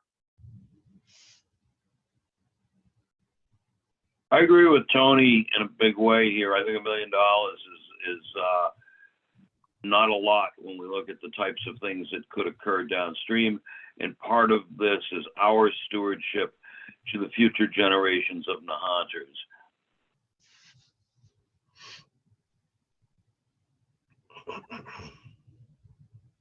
Okay, well, thank you. I'll move on. We talked about paving. Article 17. This is one of those transportation network. We use these funds for road work, transportation related work, signage, painting of crosswalks or sidewalks or paving. It's not a lot of money. We're required to have this vote, but we actually were told by the state that this year will be the last year we have to take this vote because it's such a little amount. We won't need a town meeting article in the future to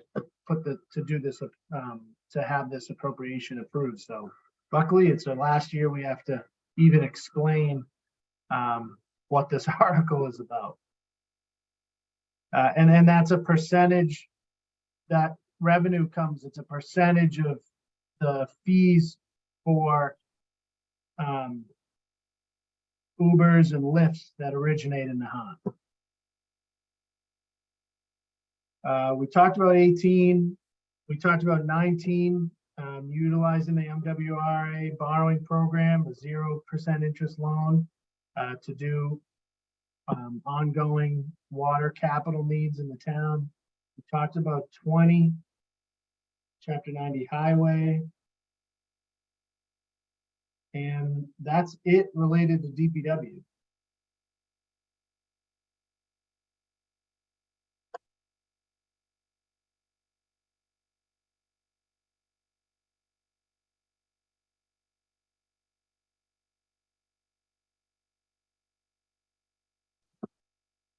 Okay, so more questions, comments?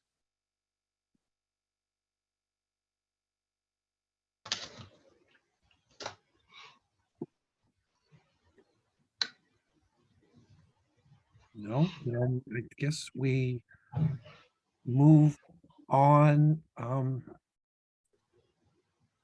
to the question. What is up for next week? And Zach and Tony and Allison too, thank you very much. I shouldn't just, Yeah, thank you. Thanks, guys. Thanks Appreciate for it. having us.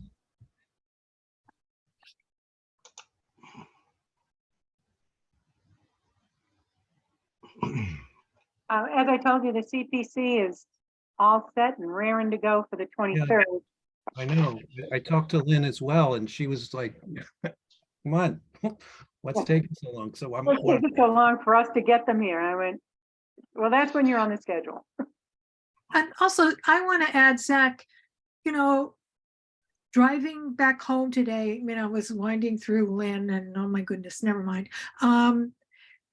It just, when you get to town, it really is lovely. And you're helping us keep it lovely.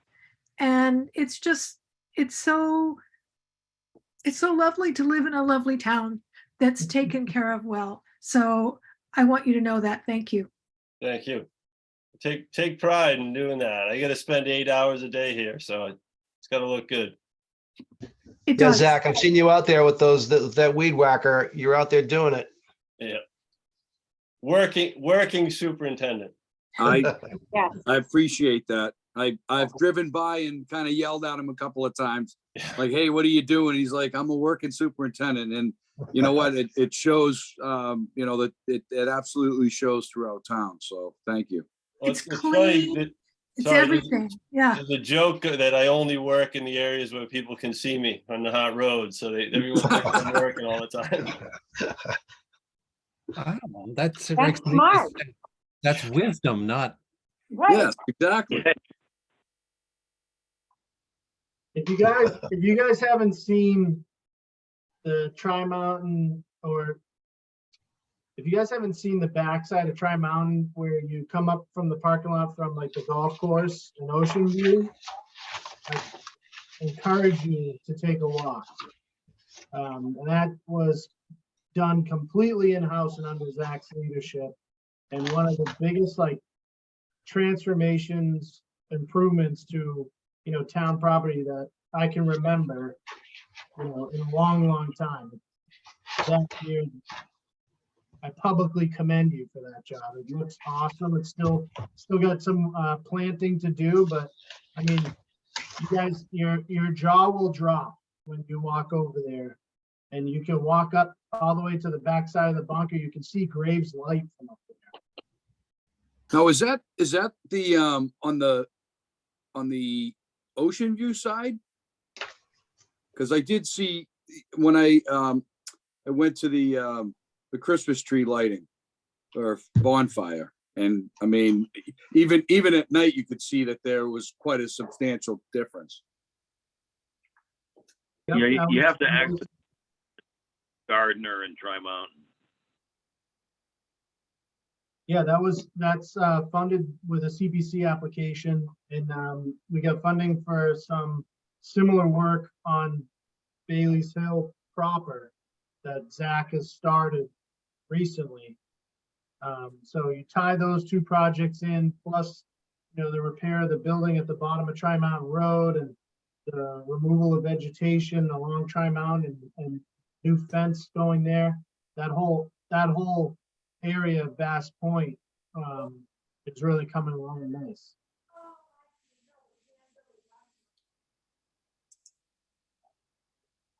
All right. Okay, so just a little bit of administration here. Next week, which would be the 16th. Yeah, the 16th of March is kind of the rest of the omnibus. So it's town government benefits, pensions, all that kind of line items. So that's primarily Tony and Allison. Is there anyone else we want to hear from, like in person? Sailing program, I don't know who else to suggest. Well, Dana and I are going to meet with the librarian tomorrow, and we had originally told her that we had her scheduled for the 23rd along with CPC because she falls Yep. under the cultural. Yep. Do we want to leave her there Um, on the 23rd? we could, yeah, if that, I guess my first reaction is if that's what she's expecting, then yes. Okay. Now, Allison, didn't I see an increase in the library budget in what you sent us? Small. Small, but some. There's a small increase, but it's not, we did not meet the level of increase that the director of the library put in for. So I just wanted to get that clarified because that has come up in the past. Yeah, okay, but there is some. I saw there is an that. increase. Yep. Okay, thank you. All right.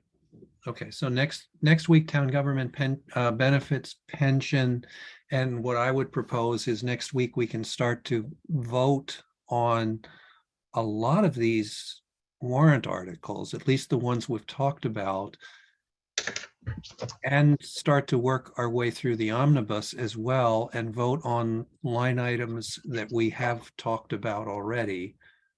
Then the following week, the week of March 23rd, is CPC recreation. Biggest chunk of that is the library. And then we can vote what we covered the prior week, right? So we can add to our collection of voted things, the town government benefits and pension. And then the next week, which would be April the 30th, we can just kind of finish everything off. March 30th? Sorry, March 30th. Yes, thank you. I'm getting ahead of myself. Okay. All right. Hey, So- so Bob, Is that Dana. okay? That makes sense to everyone? So Yeah. did you say March 30th, we would continue with the voting? Is that what you said? Yeah, March 30th, I would think we should be able to polish it all off, That would be so good. wouldn't it? Yeah. Which would give But- us the next week, the week of April, the what, 6th, to finalize cover letter recommendations. And we could also, you know, to the extent that people have recommendations written, we could start to cover those on March the 30th as well. Great. So coming back to the articles, we did hear from the short-term rental chairman of that committee. Do we want to have them back at all to influence any of the content of those Yeah, bylaws? I think yes. I've kind of been holding off just to let some time pass and let those groups kind of get better organized and closer to like a final recommendation. Did they ever get together, the two, the town committee and the citizen petitioner? That's a Tony question. No, they have, I think Monday and Tuesday night is their hearing before the planning board. That's the committee? Both, I think one is Monday and one is Tuesday. So Okay. back to back, they're back to back. I would encourage you guys to tune in. Okay. And we'll see what happens from that. Excellent. So does the FinCom want to kind of harmonize our own position on those at some point and forward that information to the relevant committee? I And- think we should try to go to those meetings.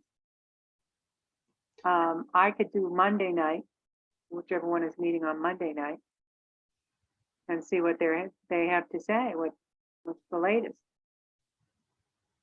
I'm thinking in terms of if we wanted to add some changes to what's being proposed specifically for Article 24.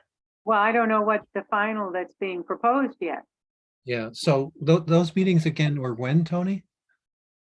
Monday and Tuesday night. All right, I so don't know. Dana, I appreciate your comment. I don't know if either article, certainly the citizens petition 25 can't change. It is what it is. Right. 24, any changes would have to come from that committee. They'd make a change, they'd have to send it to the selectmen would have to send it to the planning board. Given that the planning board is hearing it tomorrow, tomorrow, hearing it next week, I almost think that any changes to the article, are gonna have to be done on the floor at this point. I understand that the planning board wants changes. Well, the planning board's role is to provide, recommendation on each article. Right. In the FinCom's role would be to do the same. Yep.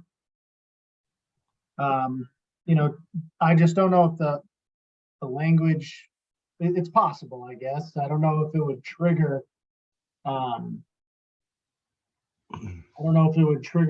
the need for another hearing if that article changed. Right. Certainly the planning board or the FinCom can come back and say, we would support this article if they changed A, B, or C, if that was something you wanted to do. But that change might need to happen on the floor. At this point, I'm not, let me look into that. yeah, isn't it too late though to change the wording of the article itself? No.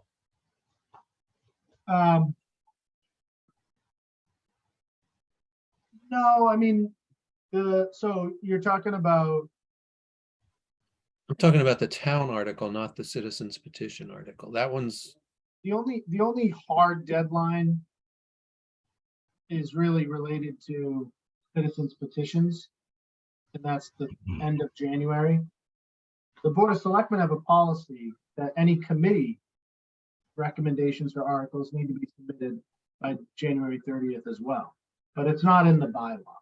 So, you know, it's possible that the Board of Selectmen have the ability to open and close the warrant and make changes to it as they typically do.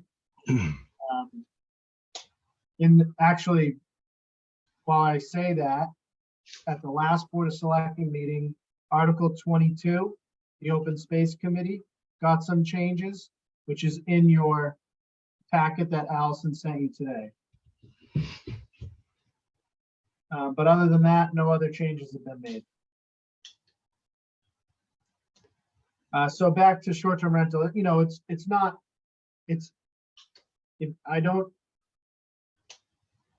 if changing Article 24 would trigger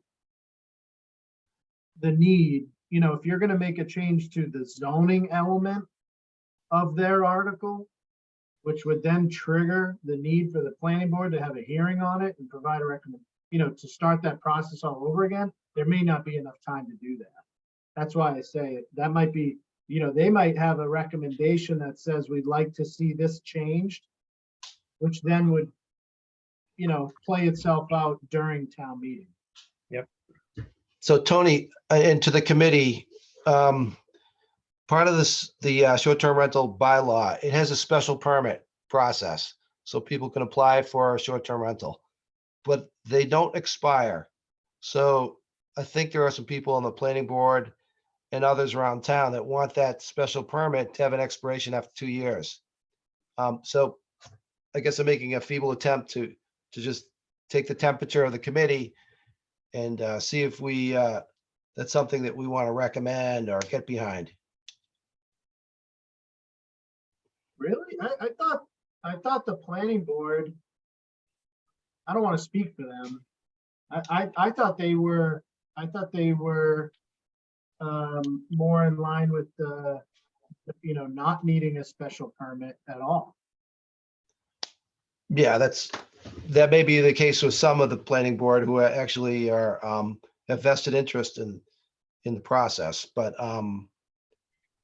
it's in general, that's one of the differences between citizen petition and the short-term rental committee of these special permits. The citizen petition has no permit process.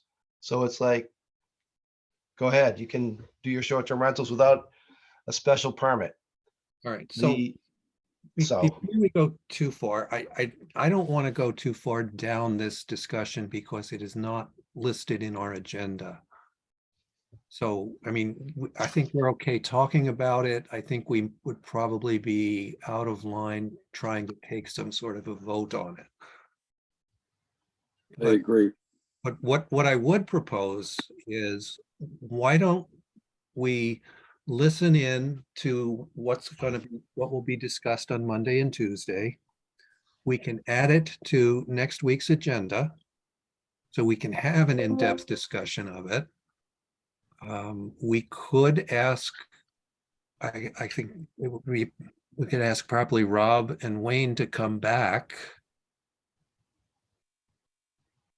and join us next week.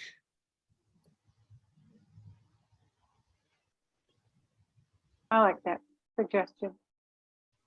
I think that's a good idea because Tony, we've looked at all of the things that you and Allison are going to be talking about. And they're, I don't mean this critically, but they're quite standard. I mean, we've gone through them and you're always very organized and it's quite clear. Whereas the discussion about short term is, and Dana, you're right, that's something that I agree, Julie. I think that's something that'd be good to have more time to discuss and to have someone here after they've met twice during the week. That timing seems pretty good, right, Bob? To me, it does, yeah. Yeah. One thing we had asked about early on was, is there some place that shows the differences between those two articles? Yeah, that's what I had wanted. I asked for that last week. that doesn't exist yet. Something that I don't know if that's something that your committee wants to author, or if it's something that I can help work on. I do think that it's going to be important. You know how I tend to have those community meetings leading up to town meeting to kind of help inform people of what's in front of them. So I've thought about developing some sort of matrix that, you know, attempts to articulate the difference between the two articles. They're not apples, and apples. So it's a little bit tough to do a direct comparison, but anything that I put together will be neutral. It'll just be, here's the difference between these two articles. It wouldn't come with any sort of I think that's what, at least that's what I have in mind. It's a neutral presentation of it.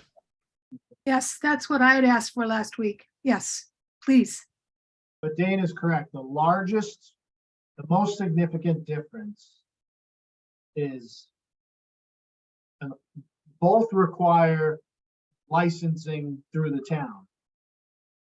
The biggest difference is that if you're owner under the citizen petition, whether you're owner occupied or you're not, you have the right to apply for a permit through the town, a license through the town. On the Article 24, the article that came from the committee, owner occupied has the right to apply for a license. Non-owner occupied would have to go through a special permit process first with the ZBA and meet, certain standards. And then if they get through that process, they then would be eligible to apply for a license. Both articles limit the number of licenses that the town can give out in a given year.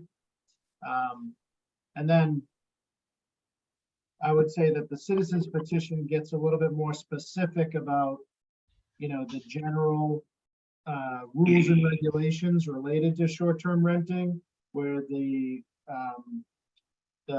short-term rental committee, Article 24, really kind of speaks to it more in general and pushes the Board of Selectmen as the licensing authority to come up with rules and regulations related to those items.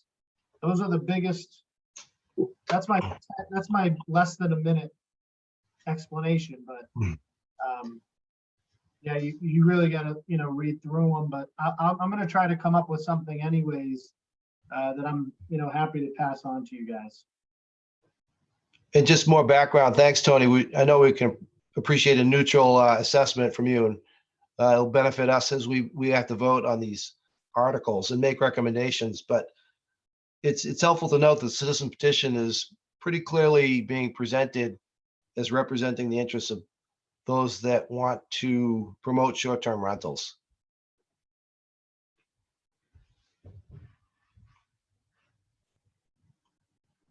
Yeah, yeah, it's definitely. I think that's accurate. It's not. I think they took a lot of the information they got. I think they based a lot of it from what they heard from the planning board, and they certainly come to the table with actually more defined rules and regulations than the short-term rental committee did, leaving it up to the licensing authority, the Board of Selectmen, to develop that in the future. So they didn't, to be fair to them, it's a solid article that they presented. But it's definitely the biggest difference is those non-owner occupied, having as of right ability. Do both of them still have, both of them limiting the number of, Yes. yeah, because I think that's kind of important. And do both of them also deal with parking issues, Yes. off-street parking issues?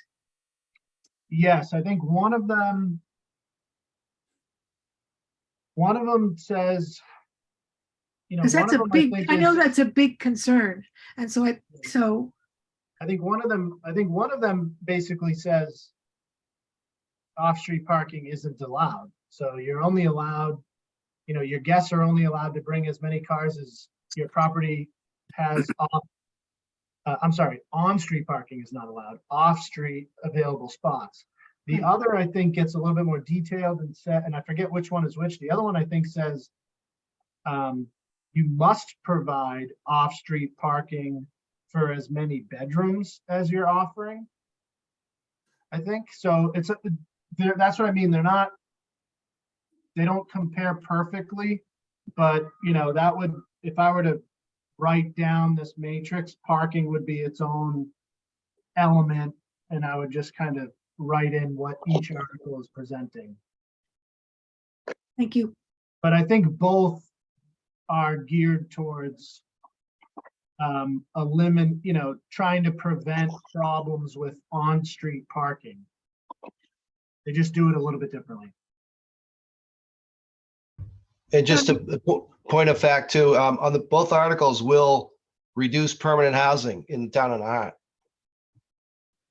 Yeah, so it's funny because, and I know Bob was there and I know Julie was there. We both, the three of us attended the plan.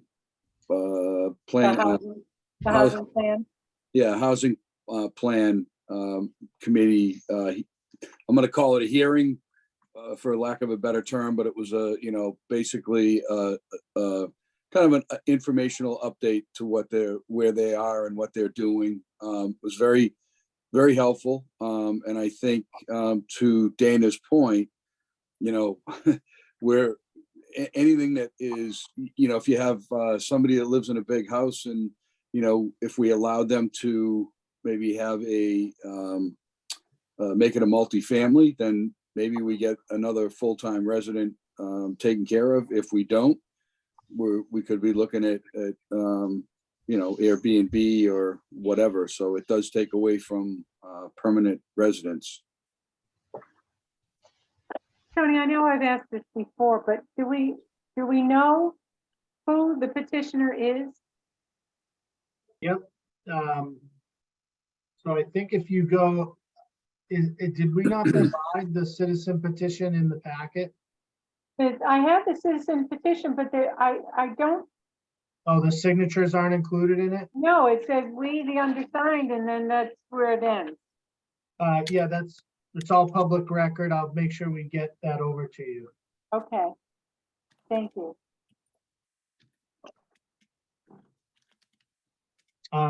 To both Peter and Dana's point there, I think both groups recognize that issue, and that's why they both were pushing the limit on the number of licenses. One thing that has been a confusing topic from the beginning is, should we be voting whether we should allow short-term rentals in Nahant at all?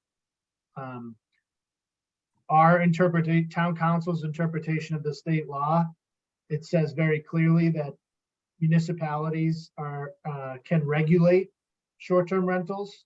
It does not say that we can prohibit them. Where I think in the beginning we heard a lot from people saying, like, I don't want to vote on regs. I want to vote on whether or not we should allow them, period. It seems pretty clear based on what previous bylaws and regulations have been approved by attorney generals and for other communities, and town council's interpretation of the state law is that's not really an option. You can regulate them, but you cannot prohibit them. On the case of Saugus, I believe they said that it's a short-term rental is a commercial use, and it's only good in commercially zoned property, not in residential property. That's something that we could do. But Right. this doesn't go that far. That would be a way of regulating them. Right. Versus saying, no town has said short-term rentals are banned from our community. Right. I don't think that's allowed. Yeah, I mean, part of the essential issue is this kind commercial use in a residential zone, especially by non-residents. Or non-owners.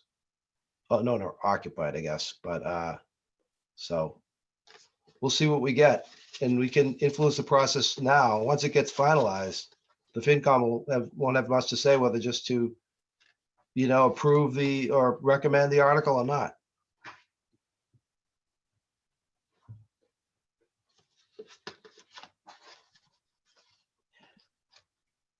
All right. Okay.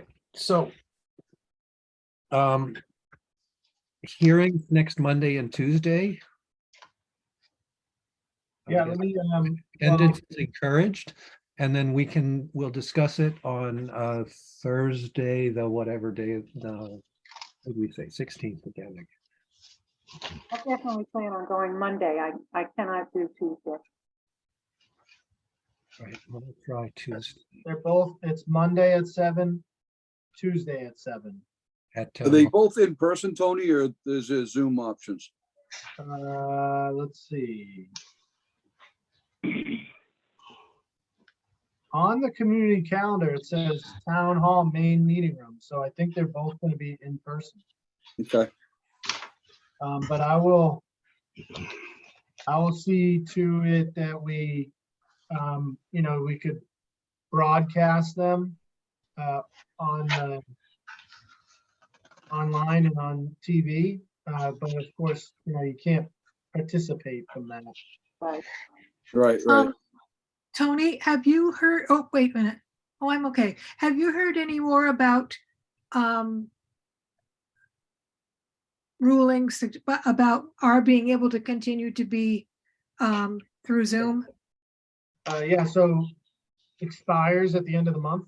Because But I'm gonna just say, I'm just gonna say this now. I mean, we have just a minute. I don't mind saying it. I now have to walk with a cane. I have a handicap permit, and yeah, my back has gotten much worse. Dan knows. He's seen how difficult it is for me. I don't think that I'm going to be able to come to evening meetings with the steps and the difficulties, particularly during the wintertime. I'm not sure that's going to be possible. So an accommodation that I would need would be to be able to continue, and I will, if I need to, I'll bring this up at the state level. I'm serious. This is something that's become, Dan can tell you, this is something that's become, it's a new I thing have a in my lot life. I think, I'm sorry you're going through that, Barbara. I have a lot of faith that they're gonna extend it. The House has already passed in their sub-budget language that would extend it to 2025. Okay, The Senate needs to approve it. The governor needs to approve it. So it's not finalized yet, but the wheels are in motion there. so is there anything I should do or just wait and be hopeful? I mean, I'm doing my physical therapy, I'm getting better, but I know that nighttime. You can write to your legislator and ask them to support the language in the Senate version of the budget. So I would write to Moulton. No, No, Senator Creighton. Right. Crichton, exactly. Okay. So I would ask for them to support the language in the, House. I can look up I can look it up for you. Do you mind shooting me an email? no, I'll send you an email, and I'm No, sorry to take up time. Yeah. I just wanted folks to know that, and I think there are probably other people like me around the state who are on committees also. So I wanted to get that out there before something.